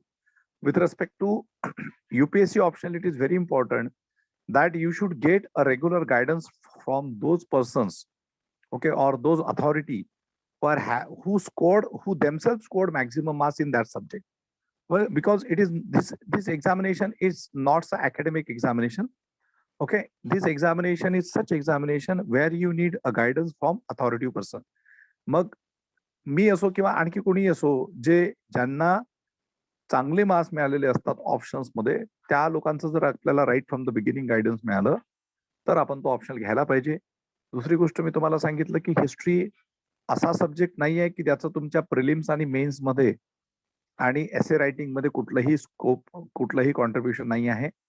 तुमचा हिस्ट्री ऑप्शन जर नसला तरी तुम्हाला एन्शियंट, मेडिवल, मॉडर्न आणि वर्ल्ड हिस्ट्रीचा अभ्यास करावाच लागतो. Okay, so professionally if you are thinking, history can be a good choice because it will minimize your burden to study separately ancient, medieval, modern and the world history with respect to general studies. Getting my point? समजते माझा काय म्हणतोय मी, की तुम्ही जर history option जर घेतला तर तुम्हाला प्रिलिम्स आणि मेन्सला जो एन्शियंट, मेडिवल, मॉडर्न आणि वर्ल्ड हिस्ट्रीचा UPSC सिव्हिल सर्व्हिसेस साठी अभ्यास करावा लागतो, GS ला, तो वेगळं करायची गरज नाही. कारण हिस्ट्रीमध्ये जे 2 पेपर्स असतात त्याच्यामध्ये फर्स्ट पेपरमध्ये ancient history plus medieval history असतं, दुसरा जो पेपर असतो त्याच्यामध्ये मॉडर्न हिस्ट्री, ओके, आणि वर्ल्ड हिस्ट्री असतो. आणि ऑलमोस्ट जे सिलेबस आहे, जे जे दिलेलं सिलेबस आहे, ओके, ते सिलेबस जवळपास असं समजा की 50% तर तुम्हाला तयारी या जनरल स्टडीज मध्ये करावीच लागते. मग थोडी 50% एक्स्ट्रा एफर्ट जर घेतले तर तुमचा एक ऑप्शनल तयार होऊन जातो, लिहावं लागतं त्यामध्ये. Okay, and at the mains level, जसं आता इथे हे 250 मार्क्स दिलेले आहे, सो इथे इथे हिस्ट्रीचं जे कॉन्ट्रीब्युशन आहे ते 130 to 150 मार्क्स आहे out of 250 marks.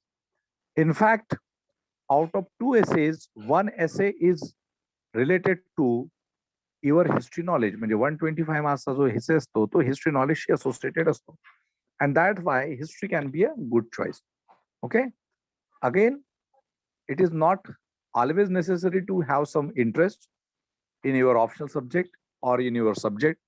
You need to develop a professional approach to qualify this examination.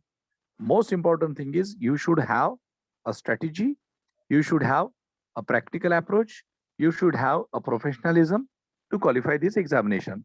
Our target to qualify this examination should not be 5 years. Okay, आपलं टार्गेट ही exam qualify करण्याचं 5 वर्ष नसावं. आपलं target ही exam qualify करण्याचं 2 वर्ष असलं पाहिजे, max to max 3 वर्ष. म्हणजे 1 वर्ष आपली पूर्ण investment with respect to your preparation, and from second year, म्हणजे जसं आता आपल्याला मोस्ट ऑफ द स्टुडंट्सला UPSC किंवा MPSC साठी 2013-23 चा अटेम्प्ट द्यायचा असेल. Now we are starting, suppose we are starting. So if you are fully dedicated student, you can qualify this examination, this prelims examination in 2013 itself, because mostly जून 2023 ची next prelims असेल, तोपर्यंत आपली पूर्ण तयारी झालेली असेल. Okay, those who are full timers.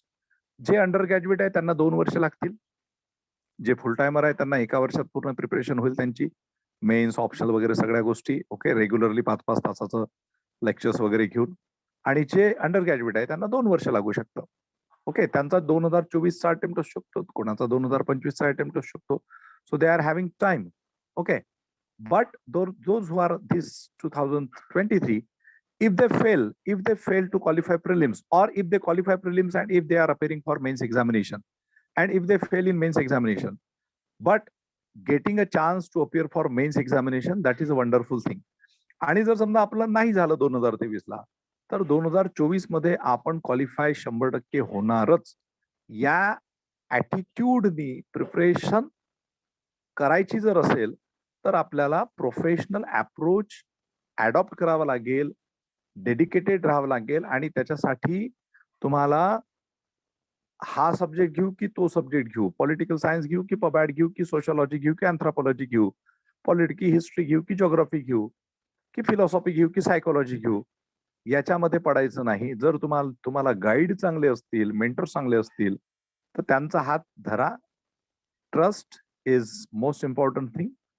Okay, interest as such doesn't matter as per my on experience, कारण माझा मराठी लिटरेचरमध्ये प्रचंड इंटरेस्ट होता. Okay, I am a person who composed so many poems. Okay, I am a lyricist also. Okay, म्हणजे मी कविता लिहितो, मी गाणी रचतो, मी नाटकं लिहिली. 10व्या वर्गात पहिलं माझं नाटक रंगमंचावरती आलं, त्यावेळेस स्कूलमध्ये असताना. ओके, स्वतः लिहिलेलं, स्वतः डायरेक्शन्स दिलेलं. सो मराठी लिटरेचरमध्ये मी एक्सलंट होतो. स्वतःच्या तोंडातून नाही, तर अनेक साहित्यिकांनी माझा त्यावेळेस गौरव केलेला होता. नंतरच्या काळात सुद्धा माझा कविता संग्रह अप्रकाशित राहिला, परंतु तो प्रकाशित केला नाही. सो माझा इंटरेस्ट मराठी लिटरेचरमध्ये इतका प्रचंड होता की मी टॉपर असायला पाहिजे होतं, पण ते मला पॉसिबल नाही होऊ शकलं. ओके, सो इंटरेस्ट खूप मॅटर करत नाही. The most important thing is professional approach. Okay, professionalism with respect to subject. Okay, जो प्रोफेशनल अप्रोच मी हिस्ट्रीमध्ये अडॉप्ट केला, इनकल्केट केला, and that's why I could score maximum marks.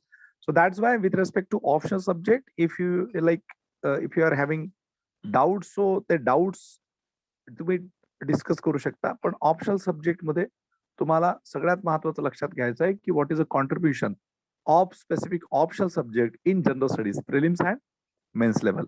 तो प्रोफेशनल अप्रोच तुम्हाला कळला की तुम्ही म्हणजे तुम्ही इझिली एखादा चांगला ऑप्शनल घेऊ शकता. Anyway, we don't have much time to discuss all this things. So हे झालं तुमचं टोटल. याचं तो 1750 हे आपले टोटल मार्क्स आहे. म्हणजे जनरल स्टडी 4चे आपले 250. ओके, सो 1000 मार्क्स, एसएचे 250 मार्क्स आणि ऑप्शनलचे 500 मार्क्स. टोटल झाले 1750. Personality test, that is your interview, 275 marks. So total 2025 marks. Okay, आता याच्यापैकी तुम्हाला 1750 पैकी साधारणतः असं लक्षात घ्या की 850 प्लस जर तुम्हाला मार्क्स मिळाले मेन्स मध्ये, so you will in for interview, they will call you for interview. म्हणजे I am just giving example. It can be 820 also, it can be sometimes 800 also, it can be 875 also. Okay, so there is no as such criteria की इतकाच असेल cut off वगैरे, but cut off is there. Cut off is different for categories. ओपनला वेगळा cut off असतो, OBC SC ST ला वेगळा cut off असतो. आणि आता तुम्ही मेन्स देऊन समजा 850 तुम्हाला मेन्सला मिळाले आणि 275 पैकी जर तुम्हाला असं पकडूया की 150 सपोज तुम्हाला इंटरव्ह्यूला मिळाले, मिनिमम पकडूया आपण. ओके, सो हे किती झाले तुमचे 1000 मार्क्स. 1000 वरती तुमचा लास्ट रँकर असू शकतो. 1150 वरती तुमचा ऑल इंडिया टॉपर असू शकतो. ओके, 1150. सो रँकर म्हणजे जे काही 24 सर्व्हिसेस आहे त्याच्यापैकी शेवटचे सर्व्हिसेस मिळवणारे 1000 वरती, आणि IAS IPS फॉरेन सर्व्हिसेस मिळवणारे 1150 पासून तर मग कमी कमी मार्क्स होत जातात. Okay, and accordingly you will get your IAS IPS IRS IFS वगैरे वगैरे. Okay, and IAS IFS to secure these positions as IAS officer, IPS officer, IFS officer, you need to be like somehow secure good marks and your rank should be good. म्हणजे IAS बनायचं असेल तर आपल्याला साधारणतः असं consider करा की general कॅटेगरीचा student असेल तर 110-120 च्या आतमध्ये मिळतं. ओबीसी असेल तर एक साधारणतः 250 पर्यंत पण मिळू शकतं. SC वगैरे असेल तर 300 मध्ये वगैरे मिळू शकतं. ST असेल तर 350, 400 या रँकिंग वरती पण मिळू शकतं. This is not a straight forward rule, right? म्हणजे it depends on the vacancies, okay, it depends on the post वगैरे वगैरे. ठीक आहे. तर एनिवे, हे झालं तुमचं मेन्सचं स्ट्रक्चर. आता मी मेन्सचं सिलेबस तुम्हाला दाखवतो. समजलं तुम्हाला? गॉट दिस सिलेबस? Yes, sir.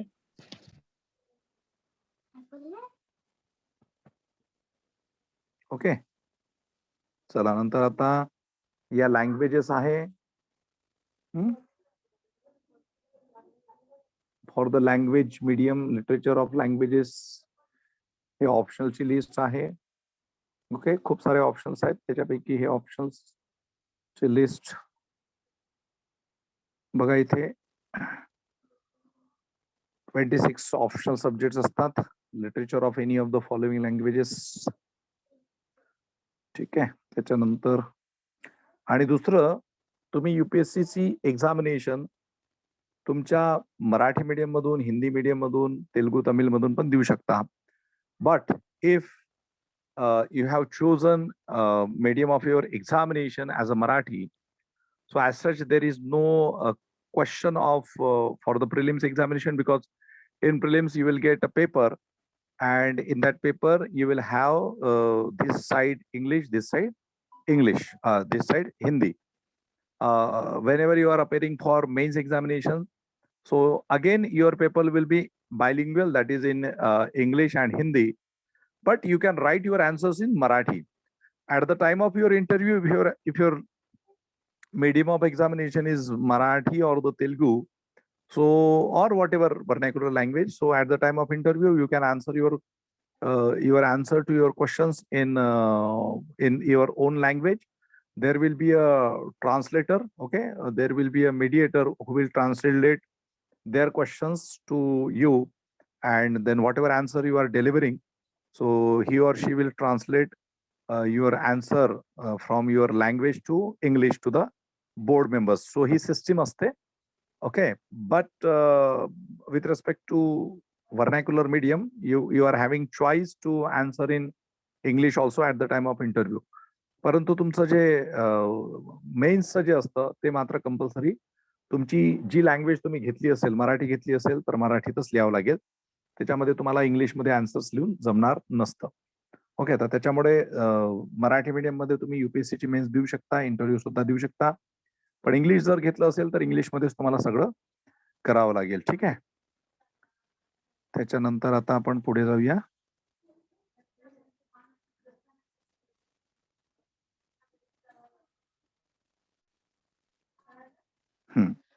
आता बघा, इथे हे सिलेबस दिलेलं आहे. सिलेबस मी तुमच्या समोर थोडं शेअर करतो. Indian heritage and culture. Now see, syllabus is exhaustive. बऱ्याचशा लोकांना माहिती नसतं सिलेबस. फक्त असं माहिती असतं की चला आपल्याला आता UPSC ची तयारी करायची आहे. But since if you are preparing for UPSC, so in the name of UPSC, you should not prepare that syllabus which is for substandard examination, because at many of the places I have seen that students are preparing in the name of UPSC, and at many of the places they found that as such they learn that syllabus which is related to some substandard examinations. Like आता UPSC च्या नावाखाली बरेचसे लोक किंवा बऱ्याच ठिकाणी मुलांना MPSC च्या PSI STI सारख्या एक्झाम्सचं सिलेबस शिकवलं जातं, आणि विद्यार्थ्यांना त्यांचा कोर्स होतपर्यंत हे पण माहिती राहत नाही की ते जे काही शिकले ते कुठल्या तरी PSI किंवा कुठल्या तरी क्लरिकल लेवलच्या एक्झामचं होतं. ओके. म्हणजे हे हा प्रकार पण असतो. म्हणून मी तुम्हाला सुरुवातीलाच सिलेबस पण दाखवतोय. हे नेहमीच मी करत असतो. सिलेबस माहिती असणं गरजेचं आहे आपल्याला. ठीक आहे. तुम्हाला सिलेबस बघितल्यावरती एक्झामचं स्टँडर्ड कळेल आणि आपल्याला आपलं स्टँडर्ड किती वाढवायचं आहे हे कळेल. Okay. So general studies first, Indian heritage, culture, history, geography of the world and the society. Indian culture will cover the salient aspects of art forms, literature, and architecture from ancient to modern times. Okay. Modern Indian history from about the middle of the 18th century until the present, significant events, personalities. Somehow, आताचा age मधल्या पण काही गोष्टी असतात. Then freedom struggle. Okay. Different parts of the country, freedom struggle movement. Then post-independence, consolidation and reorganization within the country. Then history of the world. आता हे थोडंसं महत्वाचं. आता हे थोडं ट्रॅडिशनल आहे, which is related to our ancient history, medieval history and modern history. आता हा जो आहे history of the world. 18th century, such as industrial revolution, world wars, withdrawal of the national boundaries, colonization, decolonization, political philosophies like communism, capitalism, socialism, their forms and effect on the society. Then salient features of Indian society, diversity of India, role of women, women's organization, population and associated issues, poverty and developmental issues, urbanization, their problems and their remedies. Effects of globalization on Indian society. आता एक लक्षात घ्या की हे जे 3 topics आहेत,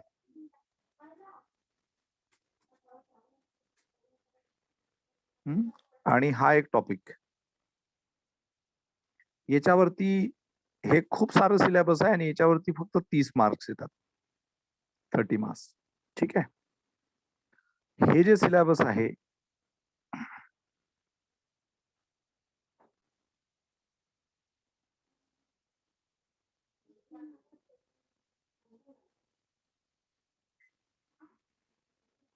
याच्यावरती साधारणतः 130-140 मार्क्स येतात. म्हणजे हिस्ट्री हा सोशल इश्यूचा सिलेबस आहे 30, आणि हा जो आहे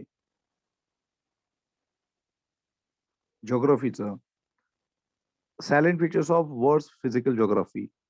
Okay, distribution of key natural resources across the world, factors responsible for the location of primary, secondary and tertiary sector industries in various parts of the world, important geophysical phenomena such as earthquake, tsunami, volcanic activity, cyclone. Okay, तर याच्यामध्ये या topic वरती समजा आता हे 140 आहे आणि plus हे 30 आहे, म्हणजे समजा हे झाले 170, राहिलेलं जे असेल साधारणतः 80 मार्क्स, 250 आउट ऑफ, ओके, 30 आणि plus, okay, 80 marks. Okay, 80 marks वगैरे जे आहे ते येतं जिओग्राफीवरती. लक्षात घ्या ही गोष्ट. Okay, so this paper is bifurcated like this. Okay, it is bifurcated like this. So we need to understand these particular statistics also. Okay, so this section don't require very specific knowledge, okay, or knowledge of some theories or like that. याच्यामध्ये मात्र knowledge आवश्यक आहे. हा section तुमच्या regular newspapers त्याच्यातून पण cover होतो. Here also you need some understanding of concept and the maps. ठीक आहे. सो हे थोडंसं मी जस्ट तुम्हाला सांगितलं. आता हे तुम्हाला इतकं दिसणार नाही. ज्यावेळेस आपण प्रत्यक्ष वेगवेगळे हे सुरू करू, so that time just this is for understanding. So this is first paper. Structure मध्ये आपण हे केलं होतं. Second paper governance, constitution, polity, social justice and international relations. Now this paper is totally related to your understanding of Constitution of India. Okay, understanding of Constitution of India. Governance म्हणजे जे काही आपलं executive आहे, legislature आहे, है ना. So एक्झिक्युटिव्हचा जो basically जो पोर्शन आहे तो येतो गव्हर्नन्स मध्ये. Constitution, entire constitution. Polity, okay, म्हणजे जी आपली सिस्टीम आहे. सोशल जस्टिस, सामाजिक न्याय, अँड इंटरनॅशनल रिलेशन्स. आता with respect to international relations, topic is here.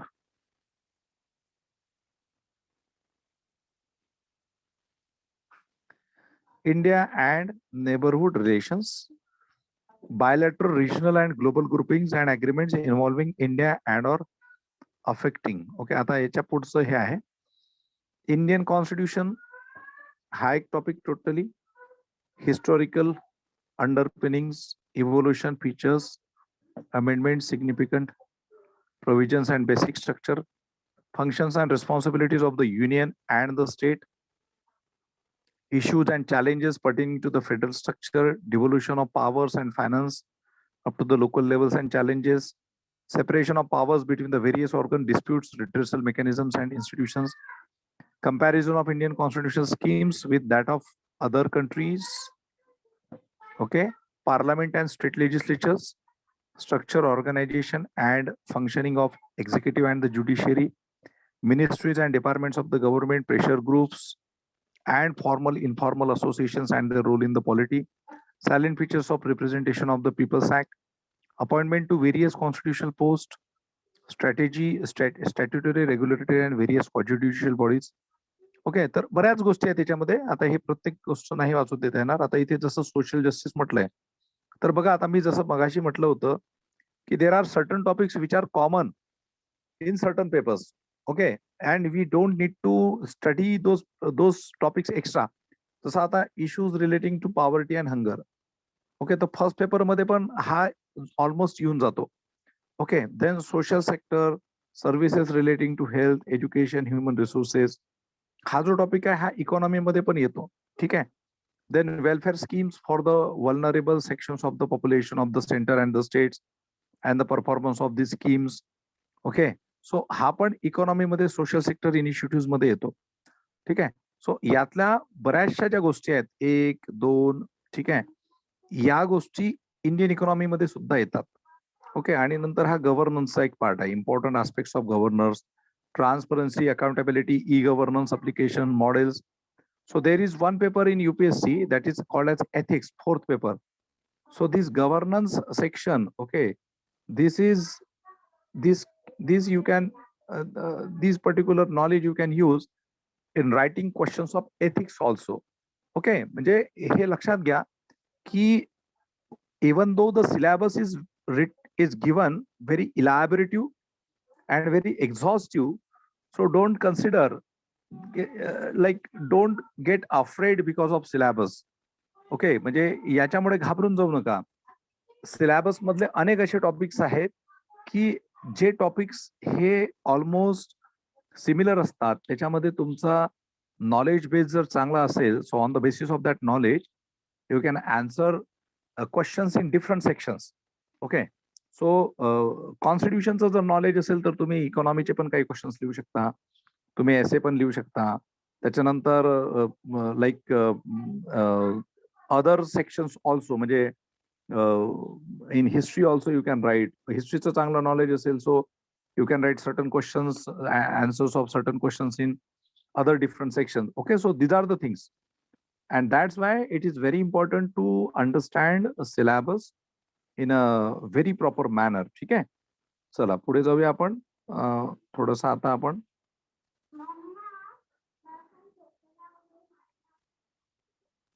आता हा सेकंड पेपरचा आहे, effect of policies and politics of developed and developing countries of India's interest, Indian diaspora, important international institutions, agencies and fora, their structure and mandate. So important international institutions, so there is IPSA, there is BRIC, there is a SARC, there is a ASEAN, there is a OPEC, there is a APEC. Okay, there is a WHO, there is a World Bank, there is a IMF, International Monetary Fund. All these are important international institutions. Okay, and again there is a role of these institutions in the development of so many development of so many developing nations, underdeveloped nations. Okay, or these organizations are making contribution in development of specific regional areas.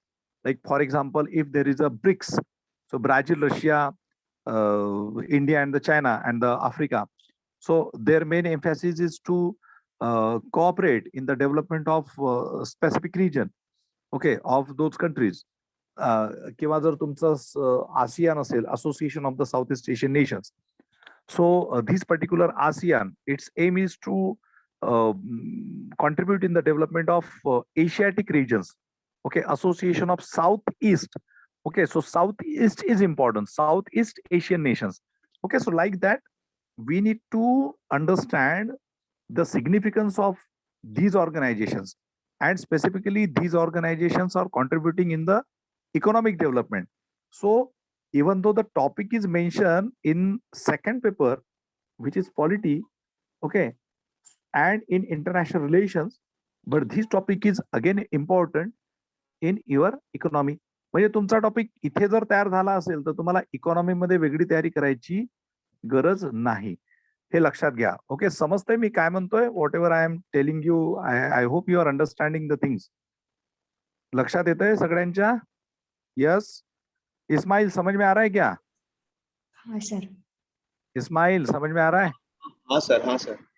Okay, कस्तूरी, स्नेहा, वंदना, वेदिका, प्रियंका, कळतंय? नम्रता, प्रतीक्षा, निरोफर, मोहित, मयुरी, कळतंय? Malvika, Yes sir. ठीक आहे. क्षितिजा, ठीक आहे. म्हणजे असं व्हायला नको की मी वन साइड बोलतोय आणि तुम्हाला काहीच कळत नाहीये. So it should not be like that. कुठे काही, because I am just telling you, introducing syllabus, and it is important to know syllabus.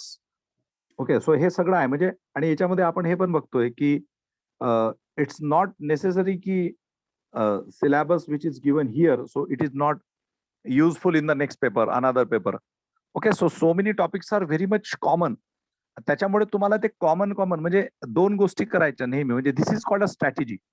Okay, this is called a strategy. म्हणजे सिमिलर काय आहे याचा एक ग्रुप जर बनला आणि जे वेगवेगळं आहे डिसिमिलर जे आहे याचा एक ग्रुप बनला तर तुमचा अभ्यास सोपा होतो. This is called as a approach, this is called as strategy. Ultimately your UPSC or MPSC exam or whatever examination you are appearing for, it's a matter of strategy. तुम्ही लक्ष घ्या ही गोष्ट की many of the students they study for 3 to 4 years and they fail to qualify prelims. Okay, I have seen so many examples like this.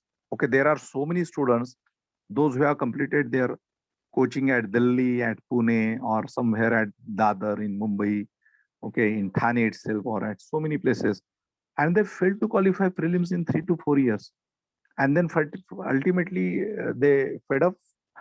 Okay, what is the problem? Because they don't apply strategy, they don't apply professional approach to their preparation. That is the problem. Okay, and they don't get those proper mentors also.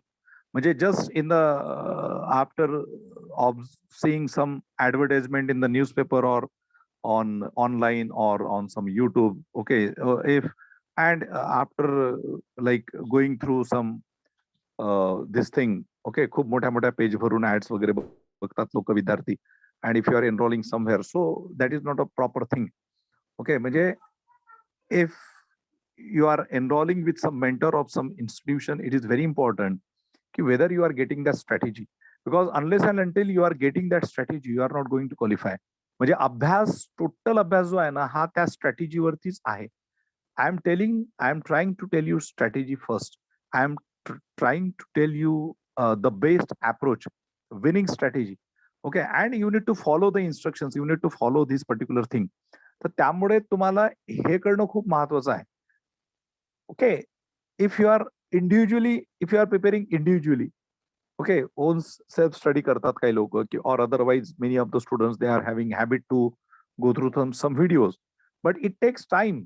म्हणजे कमीत कमी without guidance करणाऱ्या लोकांना 3 वर्ष लागतात हे सगळं समजायला. 3 वर्ष 3 अटेम्प्ट फेल झाल्यानंतर मग त्याला चौथ्या अटेम्प्टला प्रकाश पडतो की अरे यार मी इथे चुकलो होतो, मी इथे चुकत होतो, आणि हे मला जर 4 वर्षापूर्वी समजलं असतं तर कदाचित मी 3-4 वर्षाच्या प्रिपरेशन मध्ये ऑफिसर झालो असतो. आपल्याला असा मूर्खपणा करायचा नाही, आपल्याला असा आपला वेळ वाया घालवायचा नाही. 4-4 वर्ष तुम्हाला प्रिलिम्स क्वालिफाय व्हायला जर लागतील तर परवडणार आहे का तुम्हाला? Okay, it is not at all a good deal, right? In 2 years preparation, if you are going to become IAS officer or whatever officer through MPSC, it is the best deal. 2 वर्षात जर तुम्ही होत असाल किंवा 3 वर्षात होत असाल तर ही खूप चांगली गोष्ट आहे ना. पण तुम्हाला 3 ते 4 वर्ष जर प्रिलिम्सच क्वालिफाय व्हायला लागले, पुढच्या आणखी 2 वर्षात तुम्हाला मेन्स क्वालिफाय होऊन इंटरव्ह्यूला जायला लागलं, तर तुमचे 5-6 वर्ष गेले. ओके. तुम्ही तर असे नमुने दाखवेल मी तुम्हाला, की तळ ठोकून बसलेले असतात कुठे-कुठे, काय-काय प्रिपरेशनच्या नावाखाली काय करतात बिचारे काय माहिती. कुठली स्ट्रॅटेजी त्यांना कोणी चांगला माणूस भेटतं की नाही भेटत. चांगल्या टॉपमोस्ट इन्स्टिट्यूशनचे स्टुडंट्स आपल्या इकडे आहेत. ओके. तर त्याच्यामुळे मी काही कोणाचं नाव घेत नाही, but I am just telling you. एकतर त्या मेंटर्सचा प्रॉब्लेम असेल किंवा त्या स्टुडंटचा प्रॉब्लेम असेल. ओके. किंवा दोघांचाही प्रॉब्लेम असू शकतो. Okay, so that's why it is very important to know strategy and the perspective towards this examination. Second paper जो आहे, थर्ड पेपर, याच्यामध्ये टेक्नॉलॉजी आहे, economic development, biodiversity, environment, security, environment and internal security असेल तो शब्द, internal security, disaster management. आता याच्यामध्ये बघा, like in this paper, see whatever we are studying at the prelims level, that is useful at the mains level. म्हणजे आपण prelims मध्ये पण हिस्ट्री बघितलं, मेन्स मध्ये पण हिस्ट्री बघितलं. प्रिलिम्स मध्ये कॉन्स्टिट्यूशन बघितलं, मेन्स मध्ये कॉन्स्टिट्यूशन आहे. प्रिलिम्स मध्ये इकॉनॉमी बघितलं, मेन्स मध्ये इकॉनॉमी आहे. बरोबर. प्रिलिम्स मध्ये सायन्स बघितलं, मेन्स मध्ये सायन्स आहे, सायन्स आहे, टेक्नॉलॉजी आहे. Okay. So it's not like की at prelims level the syllabus is different and at the mains level syllabus is different. It's not like that. And that's why you can adopt an integrated approach. What is integrated approach? Okay, whatever the topics you are doing, okay, so you should have this sense ki how it is useful for the mains examination. Okay, म्हणजे हिस्ट्रीचा अभ्यास मी prelim साठी करतोय तर तो मेन्सला कुठे कुठे कामात येतो, युपीएससी साठी म्हणा किंवा स्टेट सर्व्हिसेस साठी. तर तो अप्रोच पण आपल्याला, that is called as a integrated approach, that you need to.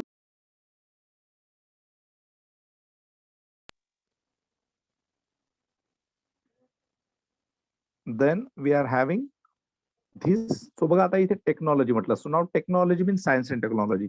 Specifically technology मध्ये एक लक्षात ठेवा की nanotech, space technology, okay, nano technology, space technology,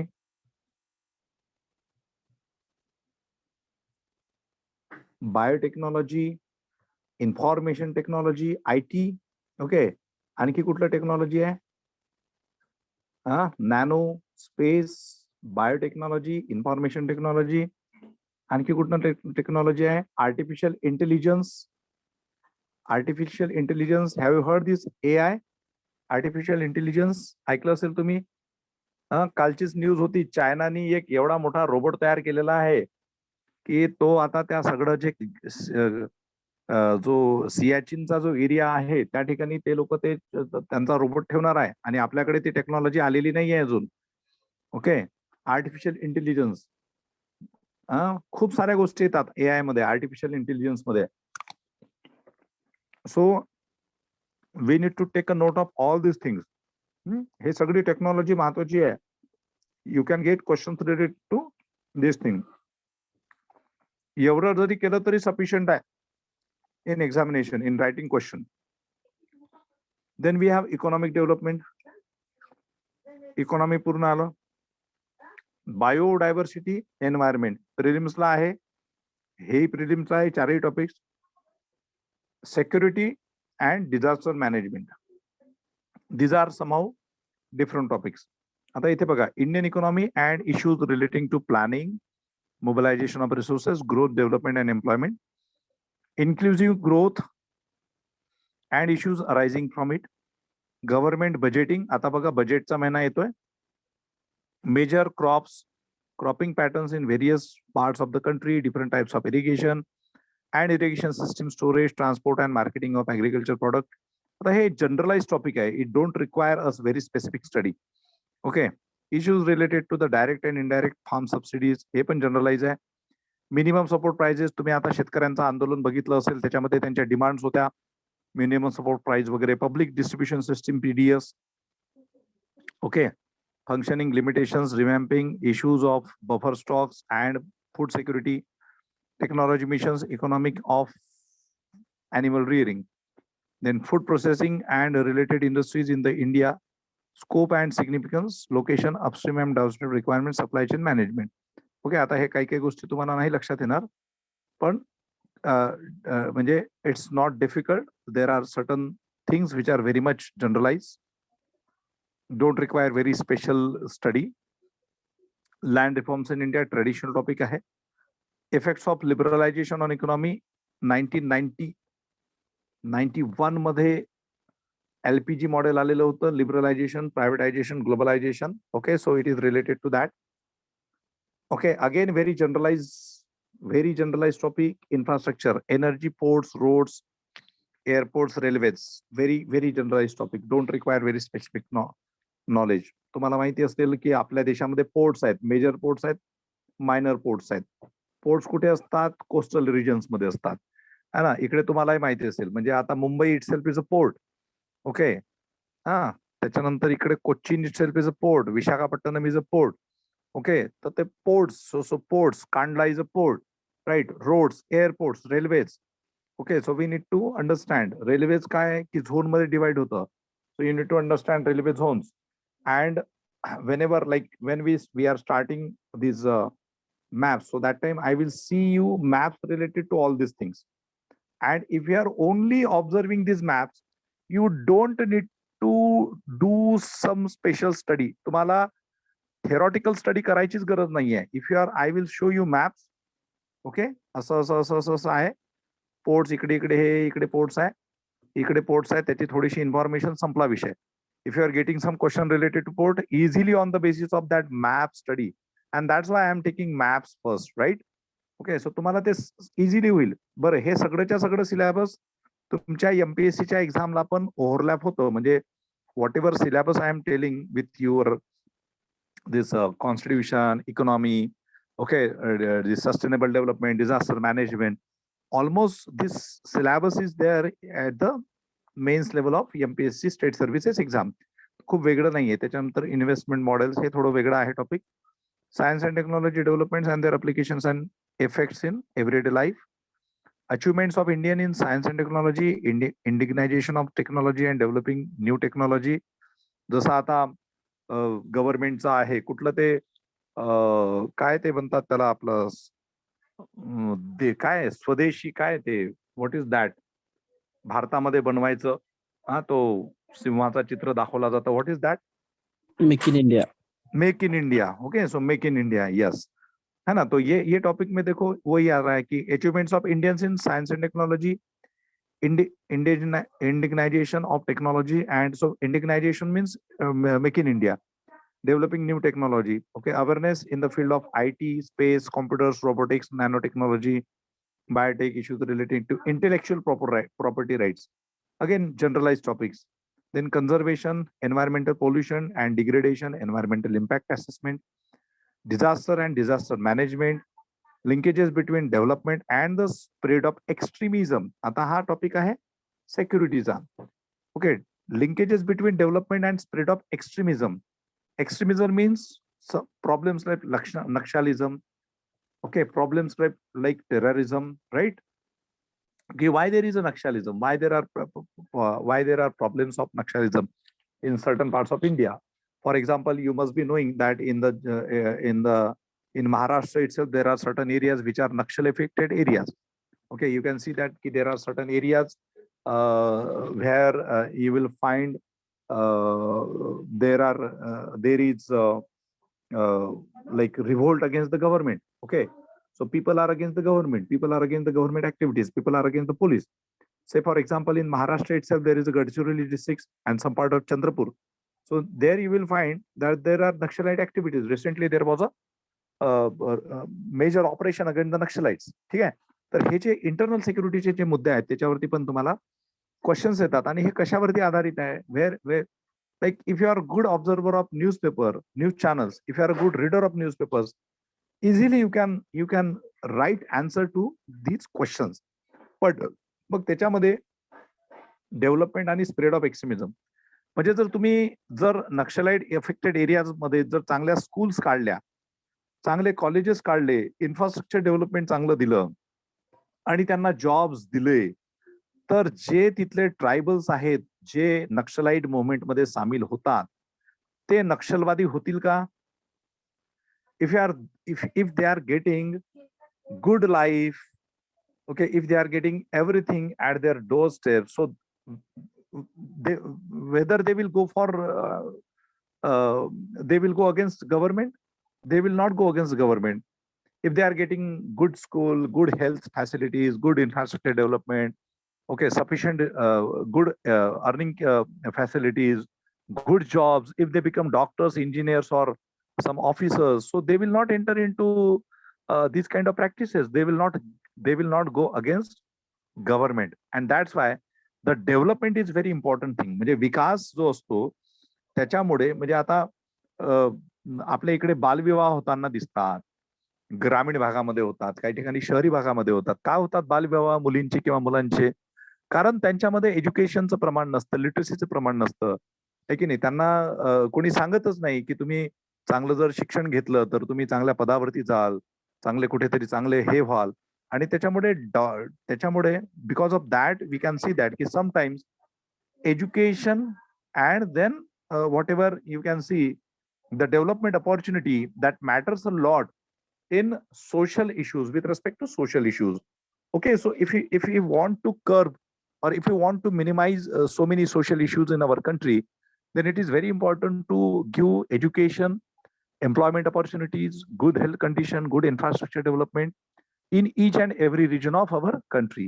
Okay, तर या सगळ्या ज्या गोष्टी आहेत या आपण डिस्कस करत जाऊ नंतर. ओके, त्याच्यानंतर disaster and disaster management, role of external state and the non state actors in creating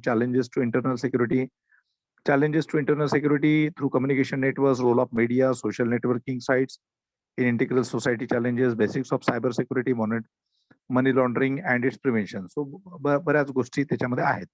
ठीक आहे, तर हा पेपर जो आहे हा पेपर असा आहे की it's a combination of so many things. म्हणजे बघा, इथे बायोडायव्हर्सिटी पण आलं, एन्व्हायरमेंट पण आलं, technology is there, economy is there, security is there, and disaster management. So the third paper is very important and on every topic you will find questions. Okay, so you cannot skip anything. म्हणजे तुम्हाला इथे असं नाही आहे की चलो science and technology जमता नहीं तो छोड़ दो उसको. So you will get a question on science and technology. Okay, you will get a question on biodiversity, you will get a question on internal security, right? And all topics are like within your like you can easily write answers to those questions. Nothing is difficult. Okay, nothing is difficult. And the last is ethics and integrity and aptitude. So security challenges and their management in border areas, linkages of organized crime with the terrorism, various security forces and agencies and their mandate. बघा, आता आपण आपले जे विद्यार्थी आदम शेखला बोलावलं होतं मी, तुमच्यापैकी बऱ्याचशा लोकांनी त्यांचं लेक्चर अटेंड केलं. So see various security forces and agencies and their mandate. So various security forces, त्याच्यामध्ये आपण जसं सिक्युरिटी फोर्सेस मध्ये आता तुमचा डिफेन्स फोर्स पण आपण घेऊ, army, navy, air force. Okay, paramilitary is there. Okay, so paramilitary आता टर्मिनॉलॉजी समाउ डिफरंट, किंवा सेंट्रल आर्म पोलीस फोर्सेस त्याला म्हटलं जातं. सो त्याच्यामध्ये मग आता तुमचं सेंट्रल रिझर्व्ह पोलीस फोर्स आहे, बॉर्डर सिक्युरिटी फोर्स आहे, ITBP आहे ना. त्याच्यानंतर मग हे आहे तुमचं SSB आहे, सशस्त्र सीमा बल, आणि BSF, ITBP, CRPF, CISF, central industrial security force and SSB. Okay, हे तुमचे फोर्सेस आहे. So all these forces are responsible to protect our border regions. Okay, even to maintain a good situation in the civilian areas, and that's why we can see that many a times we call CRPF, Central Reserve Police Force. ठीक आहे, तर असे जे महत्वाचे topics आहेत हे सगळे general अंडरस्टँडिंगचे topic आहे. It again don't require a specific knowledge. खूप स्पेसिफिक नॉलेज असण्याची गरज नाही, पण काय होतं की what UPSC or MPSC is expecting that all these things whatever we are discussing, these things should be known to any graduate. Okay, doesn't matter that he is a engineer, he is a doctor, he is a BA BCom, पण आपल्याला graduate झालेल्या विद्यार्थ्याला त्याचा बिचाऱ्याचा स्वतःचाच अभ्यास माहिती नसतो. Commerce वाल्याला पूर्ण कॉमर्स माहिती नसतं, आर्ट्स वाल्याला सगळं आर्ट्स माहिती नसतं, सायन्स वाल्याला सगळं सायन्स माहिती नसतं. तर हे सगळं त्या गरीब विद्यार्थ्याला माहिती असेल का सांगा बरं तुम्ही? हा, माहिती असेल का? हा, युपीएससी किंवा एमपीएससी वाले काय म्हणतात की they are expecting a knowledgeable student. Okay, they don't expect a person with a very specialized knowledge.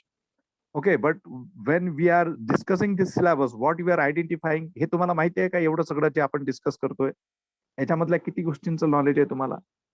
आपण आपल्या कॉलेजचा तर नीट अभ्यास करत नाही, करतो का आपण? हा, काय ऋतू, आपण आपल्या कॉलेजचा नीट अभ्यास करतो का? आर्ट्स वाले आर्ट्सचा अभ्यास, सायन्स वाले सायन्सचा अभ्यास, कॉमर्स वाले कॉमर्सचा अभ्यास करतात का? करतात का? नाही करत. नाही. तर मग हे एवढं मोठं म्हणजे ती युपीएससी किंवा एमपीएससी वाल्यांची अपेक्षा केवढी आहे की ते म्हणजे त्यांची अपेक्षा एवढीच आहे की a graduate student should have this knowledge, but graduate student don't have knowledge of his own area. So okay, so like whatever they are expecting, it's like it requires special study. Means they have mentioned that they don't the student should not do a specialized study, but he should have a general understanding. But हे जेवढं काही आपण आता वाचतोय ते काय general अंडरस्टँडिंगचं आहे का? It require special study. म्हणजे त्यांची बघा युपीएससीची अपेक्षा काय आहे की भारतात कुठल्याही ठिकाणाहून जो ग्रॅज्युएट झालेला विद्यार्थी आहे त्याला किमान त्याच्या ग्रॅज्युएशनच्या आणि त्याच्या वयाच्या नुसार किमान एवढं नॉलेज असलं पाहिजे. पण आपल्या इकडे परिस्थिती काय आहे की आपल्या इकडे विद्यार्थ्यांना त्यांच्या ग्रॅज्युएशनच नीट माहिती नसतं. कारण वेळेवरती अभ्यास करून आपण पास झालेलो असतो सगळे, बीईचे असू द्या स्टुडंट की कॉमर्सचे असू द्या की सायन्सचे असू द्या, वेळेवरती सेमिस्टर आली, नोट्स झेरॉक्स मारल्या, पास झाला. ओके, काही थोडे स्टुडंट असतात की ते इमानदारीने वर्षभर 2 तास 3 तास अभ्यास करतात. बट नॉर्मली 80% स्टुडंट्स असं नाही करत, 20% स्टुडंट्स करतात. So even though it is mentioned that it don't require a specific study or specialized study, but it requires a specialized study. Okay, it requires a study with concentration, dedication, continuity, management, strategy, approach. Okay, otherwise you are not going to qualify. Okay, म्हणून तर आता आपण बसलोय ना इथे मगापासून 2 तासापासून चर्चा करत. Okay, so it require a specific study and it require a specialised study. आता हा जो लास्ट पेपर जो आहे that is of ethics, integrity and aptitude. आता या पेपरचं सिलेबस बघा, हा पेपर बुकिश नाही आहे. हा जो पेपर आहे हा it require a good maturity, good understanding, good observation, at the same time a good understanding of certain theories, thinkers, philosophies, okay, वगैरे वगैरे. This paper will include questions to test the candidate's attitude and approach to issues relating to integrity, probity in public life, and his problem-solving approach to various issues and conflicts faced by him in dealing with society. म्हणजे याच्यामध्ये तुमची integrity पाहिजे, प्रोबेटी पाहिजे, तुमचं problem solving approach पाहिजे वेगवेगळ्या issues मध्ये, conflict मध्ये. Suppose you are a collector. Okay, you have qualified UPSC examination and you are a collector of some districts, and you will see that there is a protest movement going by the farmers or by the women or by the backward classes or by the tribals or by the minorities, okay, or by some students unions or by the people belong to the political party. They are very much aggressive. Okay, they are very much aggressive. They are raising a slogan, collector ko hatao, collector ko ye karo, wo karo, वगैरह वगैरह वगैरह. Or otherwise they are raising some slogan against somebody and you are there. Okay, their representatives are meeting you. So in this stress situation, what would you do as a collector? Because your aim is to give justice to those people. Okay, so at that situation it is not expected that like them you will become angry. Normal cases मध्ये काय करतो आपण, what happen, समजा जर तुमच्यावरती आता तुम्ही एक इंडिव्हिज्युअल आहात, you are not a collector, आणि एक दुसरा इंडिव्हिज्युअल आला आणि तो तुमच्यासोबत भांडतोय, तर तुम्ही काय करता, तुम्ही पण त्याच्यासोबत भांडता की नाही? नॉर्मली तुम्ही त्याला, होऊ शकते की तुम्ही त्याला समजावण्याचा प्रयत्न कराल, पण तो खूपच अग्रेसिव्ह झाला तर तुम्ही काय करता, की तुम्ही त्याला प्रत्युत्तर देता तुमच्या पद्धतीने, राईट? ओके, फिजिकली द्याल किंवा व्हर्बली द्याल, what ever. But as a collector, as a IAS officer, even if there is a mob coming to your office, they are protesting against you, they are raising slogan against government, तुम्हाला असं करून चालेल का की पोलिसांना तुम्ही सांगाल का की गोळ्या झाडा म्हणून यांच्यावरती सांगाल का तुम्ही? हा, नाही सर. नाही सांगणार. तुम्हाला सिच्युएशनला खूप कंट्रोल मध्ये करावं लागेल. You need to listen to the people, those who are representatives of that particular organization. Okay, you need to listen to them, you need to understand their problem, you need to give a specific, very concrete and very, what you can say, practical solution to their problems, to their demands. असं करून चालत नाही ना. नाहीतर आपणही जर समजा aggressive झालो आणि म्हटलं की अरे हे सब लोग आए है इनको बस उडा दो, असं जमल का मग IAS ऑफिसरला किंवा IPS ऑफिसरला? हा, so it's not like that, and that's why here it like here it comes decision making. Okay, it comes here it shows that you are having a integrity, you are having a problem solving approach. Okay, and if you are dealing with the problems of the people in your jurisdiction very in a very proper manner, then the people will be happy. लोक आनंदित होतील. आणि म्हणून बघा, sometimes you get news of some officers आणि लोक त्यांना डोक्यावरती उचलतात, म्हणतात की अरे हा अधिकारी खूप चांगला आहे, हा कमिशनर खूप चांगला आहे, हा जिल्हाधिकारी खूप चांगला आहे, हा तहसीलदार खूप चांगला व्यक्ती आहे, हा पोलीस अधिकारी खूप चांगला आहे. सगळ्यांचीच नावं घेतो का आपण? सगळ्यांचीच नावं घेतो का आपण? नाही सर. आपण क्वचित काही लोकांची नावं घेतो, काही अधिकाऱ्यांना आपण लक्षात ठेवतो, काही अधिकारी लोकांना माहिती होतात, काही अधिकारी खूप काही करून पण माहिती होत नाही, कारण त्यांना पब्लिसिटीची आवड नसते. They are not like leaders. म्हणजे राजनैतिक लोकांना जशी हाऊस असते ना की काही झालं तरी आपला प्रचार करायचा, तर तशी काही अधिकारी असे असतात की they don't like publicity. Okay, they do their work.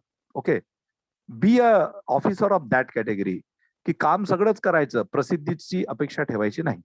काही अधिकारी असे असतात की काम कमी करतात, प्रसिद्धीच्याच याच्यात जास्त असतात. Anyway, that is not our topic of discussion. Okay, so basically here what is important, that you need to solve the problems of people. Okay, and that's why this ethics paper is important, right? But त्याच्यामध्ये ethics and human interface. Okay, then attitude. Okay, then aptitude and foundational values of civil service. Okay, then impartiality, non-partisanship, objectivity, dedication to public service, empathy, tolerance, compassion towards the weaker sections. बघा, मी नेहमी म्हणत असतो की you need to be a compassionate person. म्हणजे as a person you should be a compassionate person. है ना, बुद्धांनी करुणा सांगितली, है ना, कंपॅशन. भगवान बुद्धांच्या जी फिलॉसॉफी आहे, in that there is a compassion. So you should have a compassionate approach. Many of the great persons in the world, so they taught compassion. Okay, so you can see, you can take any religious leader. Okay, you can take Muhammad Paigambar Sahab, you can take our Yeshu Masiah, you can take Buddha, you can take Mahavir, you can take Tukaram of our Maharashtra, you can take Kabir, you can take Nanak. Okay, so all these people, you can take great philosophers of the world. So they taught compassionate approach. Okay, you should deal with the people in a compassionate approach. तुमच्यामध्ये ती करुणेची भावना आली पाहिजे. Okay, if you are having a compassionate approach, so you will become a good human being, and afterwards you can become anything.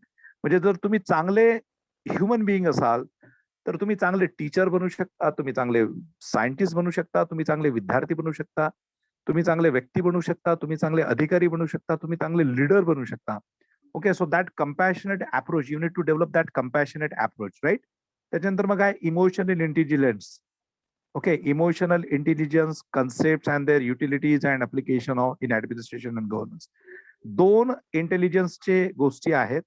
एक आहे IQ. आपण सगळ्यांना माहिती असेल IQ. IQ म्हणजे काय? IQ म्हणजे काय?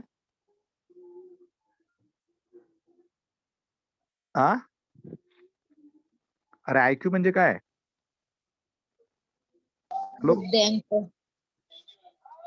Intelligent quotient. नाही, IQ म्हणजे नॉलेज म्हणजे ठीक आहे. Intelligent quotient. आणि EQ इमोशनल क्वोशंट. IQ आणि EQ मधला कुठली गोष्ट महत्वाची आहे? कुठली गोष्ट जास्त महत्वाची आहे? तुम्ही खूप हुशार आहात आणि तुमच्याकडे इमोशनल क्वोशंट तुमचा खूपच कमी आहे आणि तुम्ही हुशार खूप आहात. तुमचा इमोशनल क्वोशंट खूप चांगला आहे आणि तुम्ही थोडेसे कमी हुशार आहात. काय चांगलं पाहिजे? यस सांगा. EQ.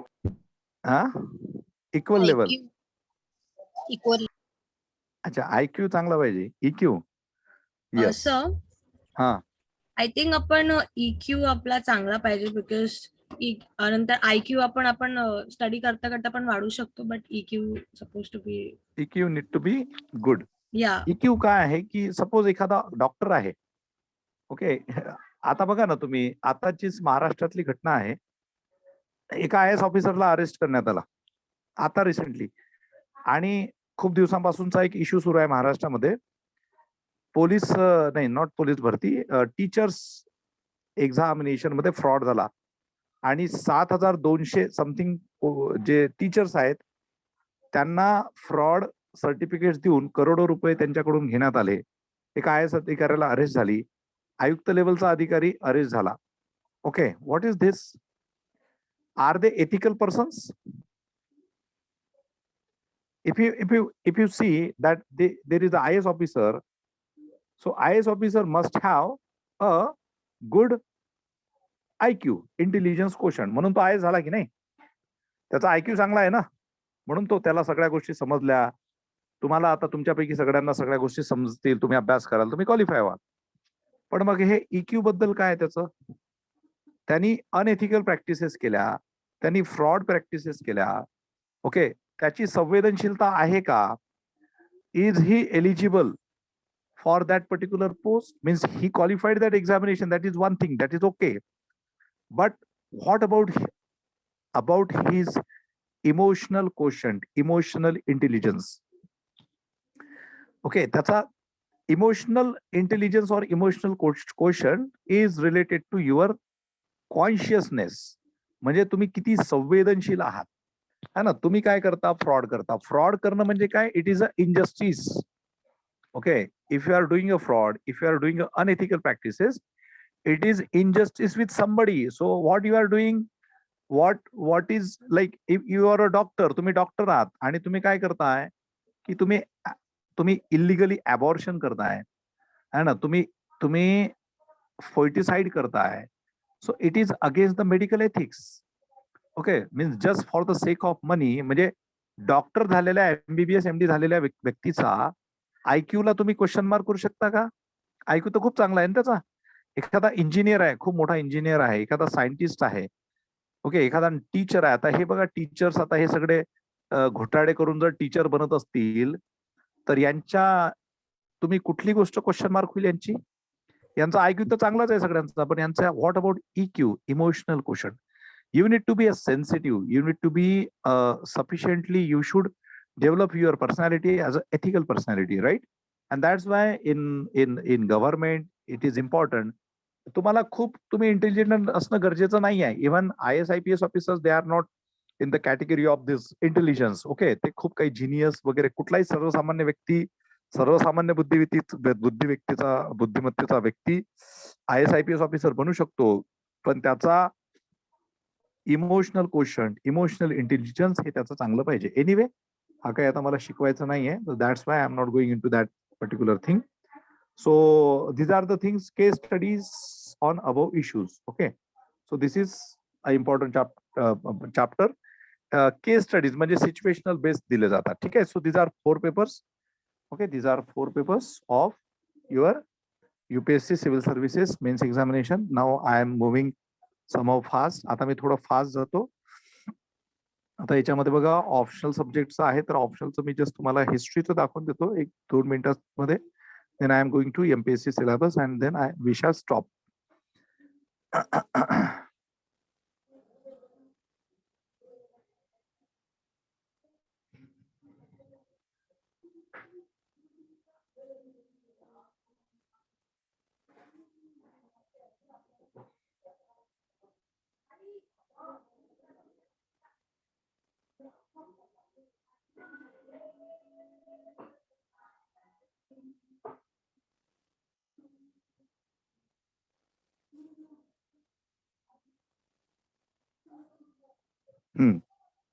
आता हा हिस्ट्रीचा पेपर आहे. सोर्सेस म्हणून एक टॉपिक आहे, archaeological sources.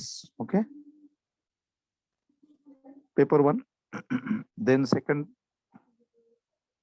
Topic is pre history and proto history. फक्त टॉपिक्स बघून घ्या. Indus valley civilisation, megalithic cultures, याच्यातलं काही काही गोष्टी तुम्हाला माहिती असतील. Aryans and Vedic period. Okay, periods of Mahajanpadas, Mauryan Empire, post-Mauryan, Indo-Greek, Sakas, Kushanas, Western Kshatrap, early state and society in Eastern India, Deccan and South India, Guptas, Vakatakas, Vardhans. ठीक आहे. त्याच्यानंतर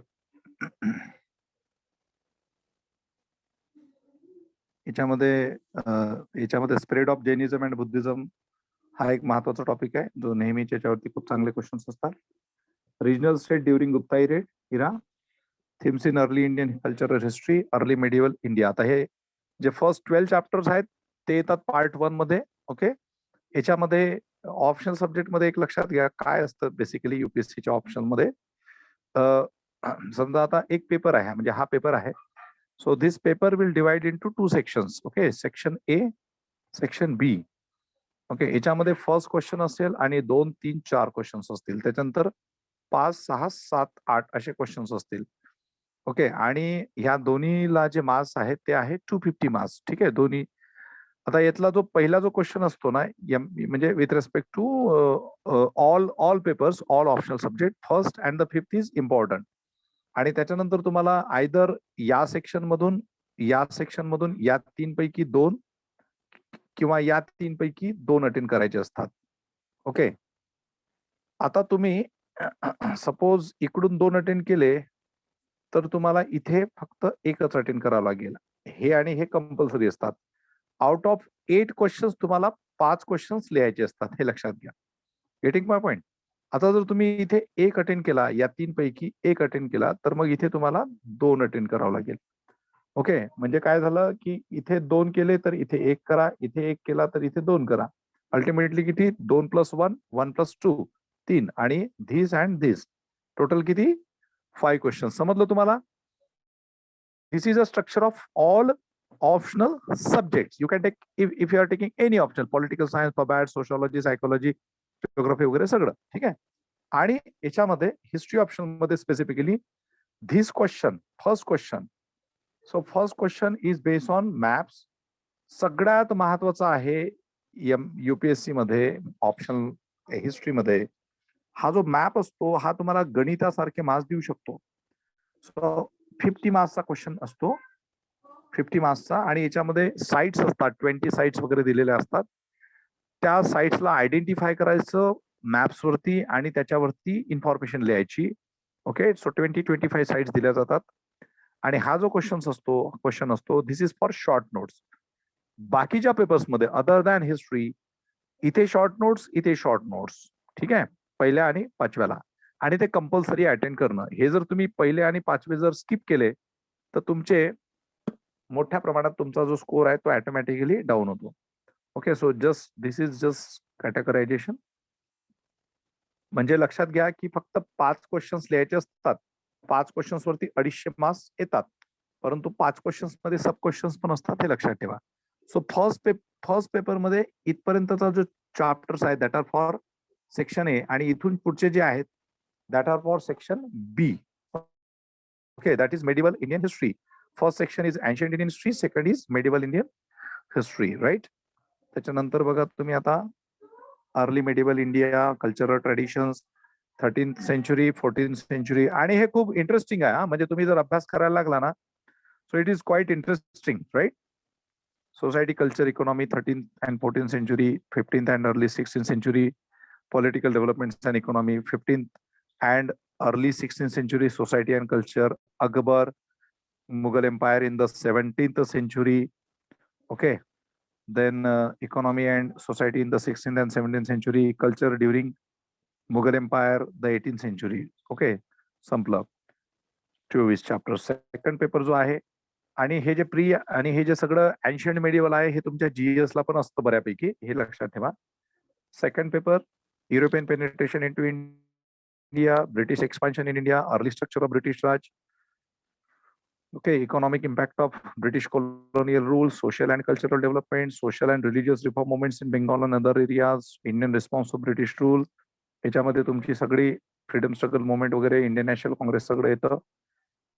ओके, हे झाले पहिले almost 15 chapters. त्याच्यानंतर या 15 chapters पर्यंतचा जो आहे that is related to modern Indian history, आणि हा 16 पासूनचा जो आहे that is world history, enlightenment and modern ideas, then your origin of modern politics, industrialization, nation state system, imperialism and colonialism, revolution, counter revolution, world wars, the world after World War II, liberalization from colonial rule, decolonization and development, unification of Europe, disintegration. Okay, so असे हे chapters आहेत. So don't afraid about this syllabus. Almost कुठलाही तुम्ही optional घ्याल तर याला सर्वसाधारणपणे याच पद्धतीने चॅप्टर्स असतात आणि सिलेबस बरंचसं असतं, but syllabus is almost interlinked with each other. Syllabus जे असतं ते एकमेकांसोबत इंटरलिंक होत असतं. Okay, so this is about your UPSC Civil Services examination. I have interlinked UPSC syllabus with the MPSC also at the prelims level. Then we discuss about mains, UPSC mains, GS1, GS2, GS3, GS4, essay, languages paper, right? Qualifying papers, and then all the entire syllabus we have gone through, and optional, right?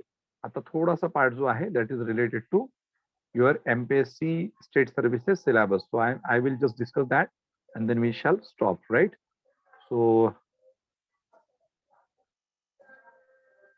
just a minute, I am sharing with you. याच्यामध्ये कोणाला काही confusion आहे? Any confusion, any question related to this syllabus?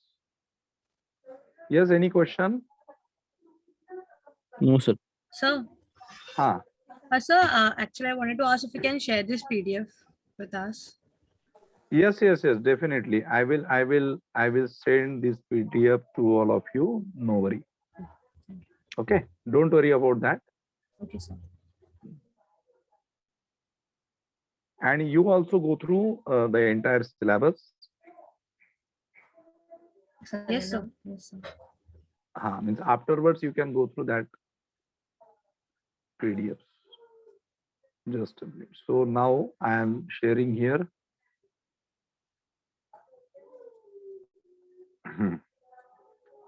Okay, आता बघा हे this is new syllabus of MPSC State Services Examination.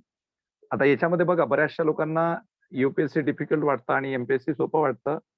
मी तुम्हाला सांगेल की MPSC चा सिलेबस पण खूप भरपूर एक्झॉस्टिव्ह आहे.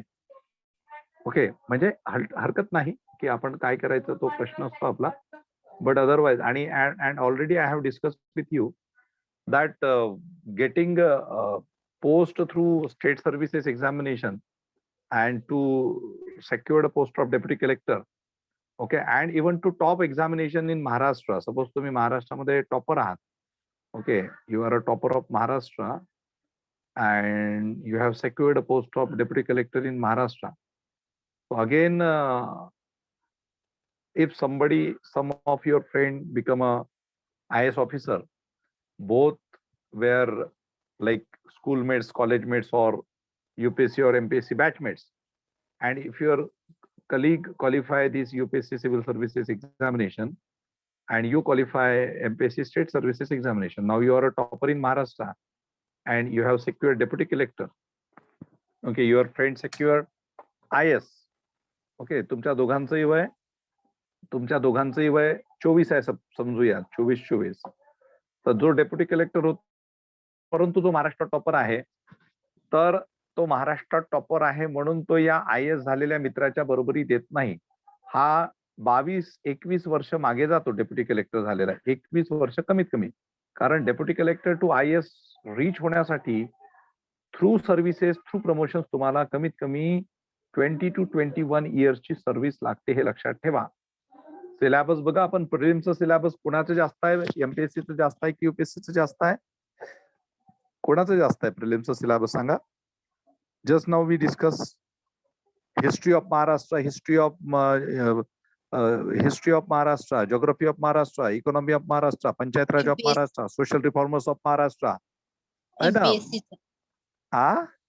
MPSCचं सिलेबस MPSCचं सिलेबस हे जास्त आहे प्रिलिम्सला ऍज कम्पेअर टू UPSC, कारण तिथे ऑल इंडिया असतं. इथे काही गोष्टी महाराष्ट्राच्या कराव्याच लागतात आपल्याला, त्यावरती काही क्वेश्चन्स असतात. Okay, so that's Y at the prelims level you will see that the syllabus of this MPSC is as such more. Okay, so आता आपण याच्याकडे जाऊया. एनिवे आपल्याला वेळ कमी आहे, so I am going to this syllabus. तर बघा याच्यामध्ये काय आहे.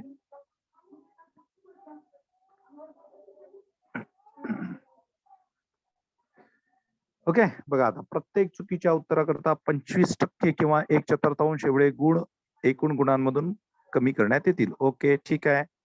मेन्सला निगेटिव्ह मार्किंग आहे. आणि बघा आता याच्यामध्ये प्रत्येक आता हा फर्स्ट पेपर जो आहे मराठी इंग्रजी 3 तास, 3 hours. Okay, 3 hours 50-50. अँड पारंपरिक वर्णनात्मक म्हणजे रिटर्न आहे. याच्यामध्ये काय येतं तुम्हाला, what is the content, essay writing आहे, कॉम्प्रिहेन्शन आहे आणि प्रेसी येतं. ओके, इंग्रजी आणि मराठीमध्ये. त्याच्यानंतर सेकंड जो पेपर आहे हा again this is again objective paper is objective. Okay, and there are 4 other papers, GS1, GS2, GS3, GS4.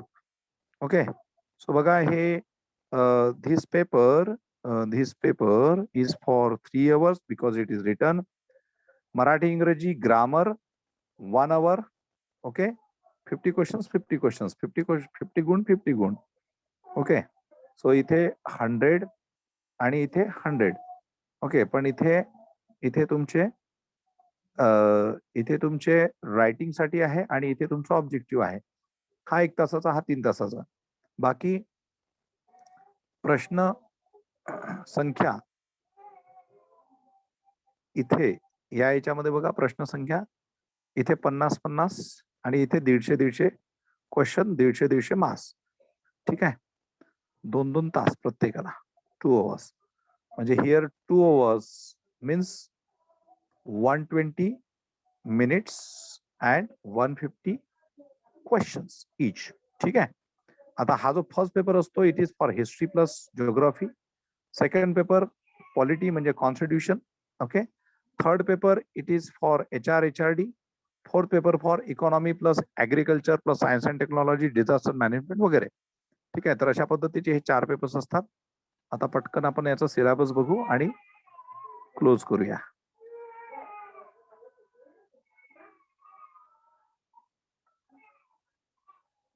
बघा याच्यामध्ये आता मराठीमध्ये रिटर्न जो आहे याच्यात आहे एसे, दॅट इज निबंध, 400 शब्द. ठीक आहे, 2 पैकी एका विषयावर 400 शब्द. भाषांतर म्हणजे मराठी सेक्शन मध्ये इंग्रजीचं मराठीत भाषांतर करायचं, म्हणजे जो पेपर आहे त्याच्यामध्ये भाषांतर असतं. ओके, इंग्रजीमध्ये मराठीचं इंग्रजी. ओके, जे इंग्रजी. ठीक आहे, इथे essay writing, translation. Okay, and then precis writing. Okay, सारांश लेखन, या सारांश लेखन जे समरी लेखन म्हटलं ते, जे 3च सेक्शन्स आहे, ओनली 3 सेक्शन, एसे, ट्रान्सलेशन, प्रेसी. ओके, त्याच्यानंतर इथे जो ग्रामर आहे त्याच्यामध्ये ग्रामर मध्ये काय, इकडे बघा ग्रामर म्हणी, वाक्प्रचार, समानार्थी विरुद्धार्थी शब्द, शुद्ध लेखन, विरामचिन्हे इत्यादी. आकलन, उतार्यातील आकलन म्हणजे कॉम्प्रिहेन्शन, प्रश्नांची उत्तरे लिहिणे. Idioms, phrases, synonyms, antonyms, correct formation of words and sentence, punctuation, comprehension. Okay, so this is for your GS this is for your Marathi and English papers syllabus. So very simple syllabus as such. You can take like this syllabus is very common to a syllabus of UPSC exam also, Marathi and English paper, right? Then your history and geography first paper. Baga, 150 marks duration 2 hours. See, now you can see the syllabus is same, history and geography, general studies 1. Okay, establishment of British. आता मी फक्त हे तुम्हाला हे दाखवतो. British rule in India, तिकडे पण UPSC ला same syllabus असते. History of modern India, renaissance era, social and cultural changes, Indian economy under colonial rule, emergence and growth of Indian nationalism. Okay, specifically role of important personalities are mentioned. Famous moments against British government, national moment in Gandhian era, and Dr. Ambedkar's approach to the problem of untouchability. Okay, constitutional development under the British government. Okay, growth of communalism and the partition of to India.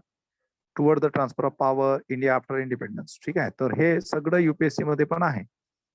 Okay, then selected social reformers of Maharashtra. Now, social reformers of Maharashtra, this is very important topic.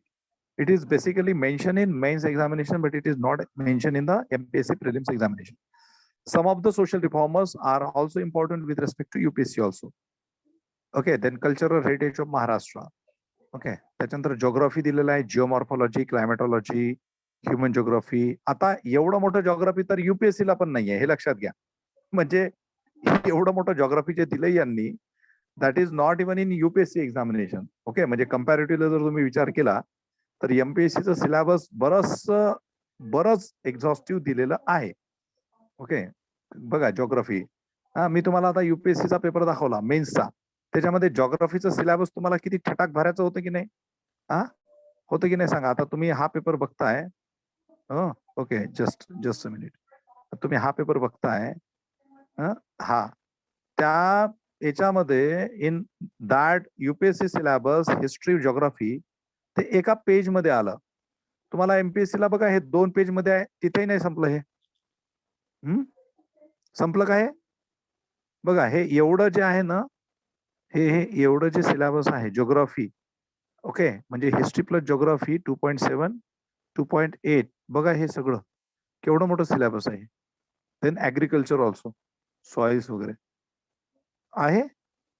Okay, so म्हणजे बऱ्याचदा मी स्टुडंट्सला सांगत असतो की बाबा instead of like you should think about IAS. बऱ्याचदा विद्यार्थ्यांना ते सोपं वाटतं MPSC comparatively. But otherwise, if you see the syllabus of MPSC is more. And if you see the post, if you see the vacancies, so that are somehow less. Anyway, परंतु एवढं लक्षात ठेवा की अभ्यास आपल्याला दोन्हीकडे करायचा आहे आणि तो आपण इंटिग्रेटेड करू शकतो. UPSC MPSC integrated you can do. Okay, so see geography, geomorphology, climatology, human geography, economic geography, population geography, environmental geography, geography, aerospace technology. आणि हे जे सगळे टॉपिक्स असतात हे ऑटोमॅटिकली इंटरलिंक असतात बऱ्याचशा ठिकाणी. त्याच्यामुळे सिलेबस इतकं मोठं दिलेलं आहे म्हणून घाबरून नाही जायचं नाही. Because so many things are overlapping, so many things are repeated. Okay, आणि काही जनरल पण गोष्टी असतात. Fundamentals of remote sensing. So remote sensing is general. Aerial photographs general आहे. GIS and its application general आहे. ऍग्रिकल्चर पण काही खूप डिफिकल्ट नाही आहे. म्हणजे even though the syllabus is looking very exhaustive, it's not like that. Okay, so हे पण थोडं लक्षात ठेवा. Again it is very much strategical. Then second paper, Indian constitution and Indian politics with special reference to Maharashtra law. Okay, so the constitution of India prelims मध्ये cover होतं. Indian federation, Indian political system, executive, union legislature प्रिलिम्सला cover होतं पूर्ण. Judiciary prelims मध्ये आहे. Indian administration, state government प्रिलिम्सला आहे. Rural and urban local development and administration, local development government and administration. Okay, आता हे खूप दिलेलं आहे यांनी. म्हणजे यांनी what they have did, they have elaborated this syllabus, but otherwise it's not like that. म्हणजे हे खूप सगळं यांनी एक्झॉस्टिव्हली दिलेलं आहे एक्सप्लेन करून. ओके, प्रत्येक ठिकाणी एक्सप्लेन केलेलं आहे. In UPSC examination, what is a fashion what is the style of UPSC, that they don't elaborate, but these things are there. म्हणजे त्या या गोष्टी त्याच्यामध्ये ऑलरेडी असतात, त्या खूप एक्सप्लेन केलेल्या नसतात, परंतु त्या ऑलरेडी असतात. त्याच्यामुळे इथे एमपीएससीचं कम्पॅरेटिव्हली आपल्याला खूप जास्त दिसतं, परंतु युपीएससीच्या सिलेबसमध्ये सुद्धा या गोष्टी लपलेल्या असतात, ते लक्षात ठेवा. ते आपल्याला समजून घ्यायचं असतं. Political parties and pressure groups, the electoral process, mass media. आता नाव मास मीडिया वगैरे हे काही खूप अभ्यास करण्याची गरज नाही आहे. These are the things which are very much common. Education system, administrative law, then certain laws specifically given, just Maharashtra Land Revenue Code 1966, some pertinent laws, okay, Environment Protection Act वगैरे, okay, so right of children to free and compulsory education, right to information act, Information Technology Act, Prevention of Corruption Act, Scheduled Caste and Scheduled Tribes Prevention of Atrocities Act 1989. So these acts are given, okay. त्याच्यानंतर हे public services वगैरे, public policy. So this is related to constitution and administration. Fourth is human resource development, HRD. Third paper, HR and HRD. So human resource development. Human resource म्हणजे काय तर health, education आणि employment opportunity. Okay, याच्या संदर्भातली development. मग त्याच्यासाठी काय पाहिजे? So human resource development in India, education, vocational education, health, rural development. Okay, म्हणजे तीनच गोष्टी लक्षात ठेवायच्या की health development, education development, empowerment, that is economic status. आणि ह्युमन राईट्स, मग ह्युमन राईट्स मध्ये childrens, womens, backward classes, minorities, old aged person, okay, त्यांचं सगळ्यांचं ह्युमन राईट्स व्हायोलेशनच्या संदर्भात. And this is a paper which is totally based on your regular newspaper reading and understanding through news channels and news. Okay, so women development, youth development, tribal development, development of for socially deprived classes, aged people, labor welfare of disabled person, people's rehabilitation, then international and regional organizations वगैरे वगैरे. Okay, आता इथे पण values, ethics and norms हा एक topic आलेला आहे. आणि त्याच्यानंतर आहे last paper, your economy and planning, economics of development and agriculture, science and technology and development. Here in there, macroeconomics, okay, growth and development, indicators of development, public finance, money, international trade and international capital. Okay, then Indian economy overview, challenges in Indian economy, Indian agriculture and rural development. Okay, cooperation, monetary and financial sector. So इथे Indian economy मध्ये जो काही portion आहे तो तुमच्या तिकडे geography आणि agriculture मध्ये आणि काही ठिकाणी कॉन्स्टिट्यूशन मध्ये ओव्हरलॅप होतो, सिमिलर आहे. Okay, public finance and financial institutions, industry and service sector, infrastructure development, international trade and capital, economy of Maharashtra. आता इथे पण ऍग्रिकल्चर आहे, ज्योग्राफीमध्ये पण ऍग्रिकल्चर आहे, importance of agriculture in national economy. So elaboration is there. Okay, but elaboration, science and technology, energy science, non conventional energy sources. Okay, then computer and information technology, latest tools and techniques, space science and technology, biotech, okay, nuclear program, disaster management, etc., etc. Okay, so now see whatever syllabus I have shared here. So almost you can see that this specific syllabus is very much similar to the syllabus of UPSC also. So the difference is that in UPSC you will find in UPSC the mains examination is written examination. In MPSC at mains level and at prelims level entire objectively, but at the mains level only one paper is written, that is English and Marathi. Okay, so I hope you understood the difference between these two examinations, prelim syllabus, main syllabus. Obviously post already I have discussed with you, and even today I have revised the post also.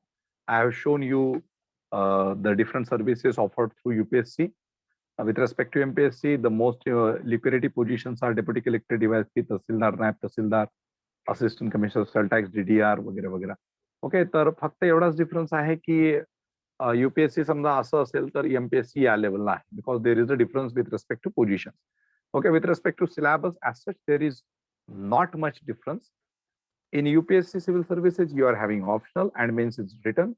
in MPSC state services, you don't have as such, you don't need to write as such in the 5 papers, only 1 paper is written, and there is as such no optional subject. Okay, बाकी बऱ्याचशा गोष्टी हे आहे. बऱ्याचशा लोकांना असं वाटत असतं की आपल्याला महाराष्ट्रातच राहायला मिळालं पाहिजे वगैरे, म्हणून मग MPSC ला प्रिफरन्स करतात, 2-3 वर्ष वगैरे तयारी करतात. चांगली गोष्ट आहे, महाराष्ट्रातच राहायला पाहिजे. But as a civil servant, you should take this opportunity to serve to any part, to serve in any part of India. And that is a wonderful opportunity. And there is a scope to get your state also. Okay, if you secured a good rank, okay, you can get IS. If you are getting IS or IPS, you can get a position in Maharashtra also. Our student Dr. Praveen Munde, who qualified UPSC examination in 2010-11, so in a first attempt he got IPS in Tripura cadre, but in the next attempt he got Maharashtra cadre, and now he is serving to Maharashtra as an IPS officer. Okay, he qualified in the very first attempt, right? He is a Jalgaon SP. Okay, Jalgaonचा तो जिल्हा police अधीक्षक आहे. Our another candidate who secured, who qualified UPSC in a very first attempt, Jay Wagmare. So initially his posting was at other parts of other than Maharashtra. He was posted at Hyderabad. Okay, but later on, just in last year, he got promotion and posted at Maharashtra, Mumbai itself. So he, at present, he is in Mumbai as a Deputy Commissioner of Customs and Excise. Okay, so he got IRS in a first attempt. Okay, from our institution. So he got job opportunity in Maharashtra. Our another third candidate, Dr. Ramdas Bhise, he got selected in a second attempt through our institution, and yeah, he got position other than Maharashtra in Indian Revenue Traffic Services. But now eventually he returned back to Maharashtra and serving at Solapur Railway Division. Okay, so it's not like that you are getting opportunity in outside Maharashtra. You can get opportunity. Many of our students, many of my juniors, many of my colleagues, they are serving in Maharashtra. So बऱ्याचदा तो Maharashtra factor असतो. But as a bureaucrat, you should have this you need to take this opportunity to serve anywhere in India, because good officers is a need of the hour. Good officers need to serve anywhere in the country. And if you are having that social zeal, social compassion, so you can do best in the society as a bureaucrat, right? So हे पण लक्षात ठेवा की तुमची गरज, चांगल्या लोकांची गरज ही खूप चांगल्या ठिकाणी म्हणजे सर्वत्रच आहे. आणि आपण म्हणजे माझं जर स्वतःचं असं इंटेन्शन होतं की मला जर नॉर्थ ईस्ट मिळालं तर खूप चांगलं असेल. त्यावेळेस माझे ते विचार होते, मला जर नॉर्थ ईस्ट मिळालं तर खूप चांगलं असेल. मी तिथल्या आदिवासींचं आणि तिथल्या अनेक लोकांचं भलं करू शकेल. पण मी माझा डिसिजन एका टप्प्यावरती थोडासा चेंज केला आणि मी हे सगळं सुरू केलं, एक अभियान सुरू केलं चांगले ब्युरोक्रॅट्स घडवण्यासाठी. त्याच्यामुळे ते सगळं राहून गेलं. पण otherwise I was never in favour of postings in Maharashtra वगैरे. ओके, म्हणजे मला त्यावेळेस IAS च्या ह्याच्यामध्ये असताना मला असं कधी खूप पॅशनेट वाटलं नाही की मला महाराष्ट्र वगैरे मिळालं. I was thinking to get the most difficult areas of India. म्हणजे मला असं वाटायचं की माझी पोस्टिंग खूप नक्षलग्रस्त भागात झाली पाहिजे. माझी पोस्टिंग अशा एकदम डिफिकल्ट भागात झाली पाहिजे की ज्या ठिकाणी डेव्हलपमेंट नाही, आणि मला ती अपॉर्च्युनिटी मिळाली पाहिजे की मी या लोकांच्या डेव्हलपमेंटसाठी, विकासासाठी काम करू शकेल. ओके, डिसिजन्स वेगळे घेतले, मार्ग वेगळा निवडला, टीचिंगचा मार्ग निवडला. ओके, चांगले अधिकारी घडवण्यासाठी, म्हणून ते राहून गेलं. पण अदरवाईज तुमच्या माध्यमातून माझी अशी अपेक्षा आहे की तुमच्यापैकी जे काही आपले भरपूर चांगले विद्यार्थी आता मोठ्या मोठ्या पोझिशन्सला आहेत, चांगलं काम करत आहेत. So I am expecting same from the you people also, that you should have this ambition, you should have this particular approach.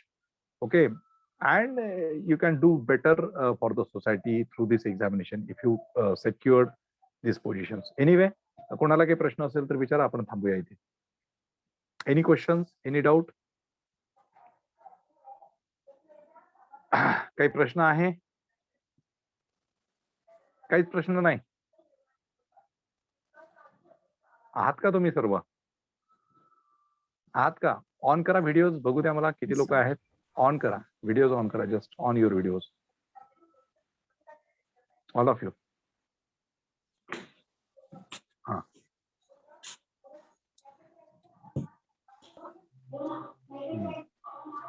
Okay okay, हा चला ठीक आहे. अच्छा, कसं वाटलं कीर्तन? कीर्तन कसं वाटलं? कीर्तन म्हणजे माहिती आहे ना? हा हो प्रतीक्षा, सर. समजलं का? काय प्रतीक्षा, समजलं, कळलं? स्नेहा, कळलं का? हो सर.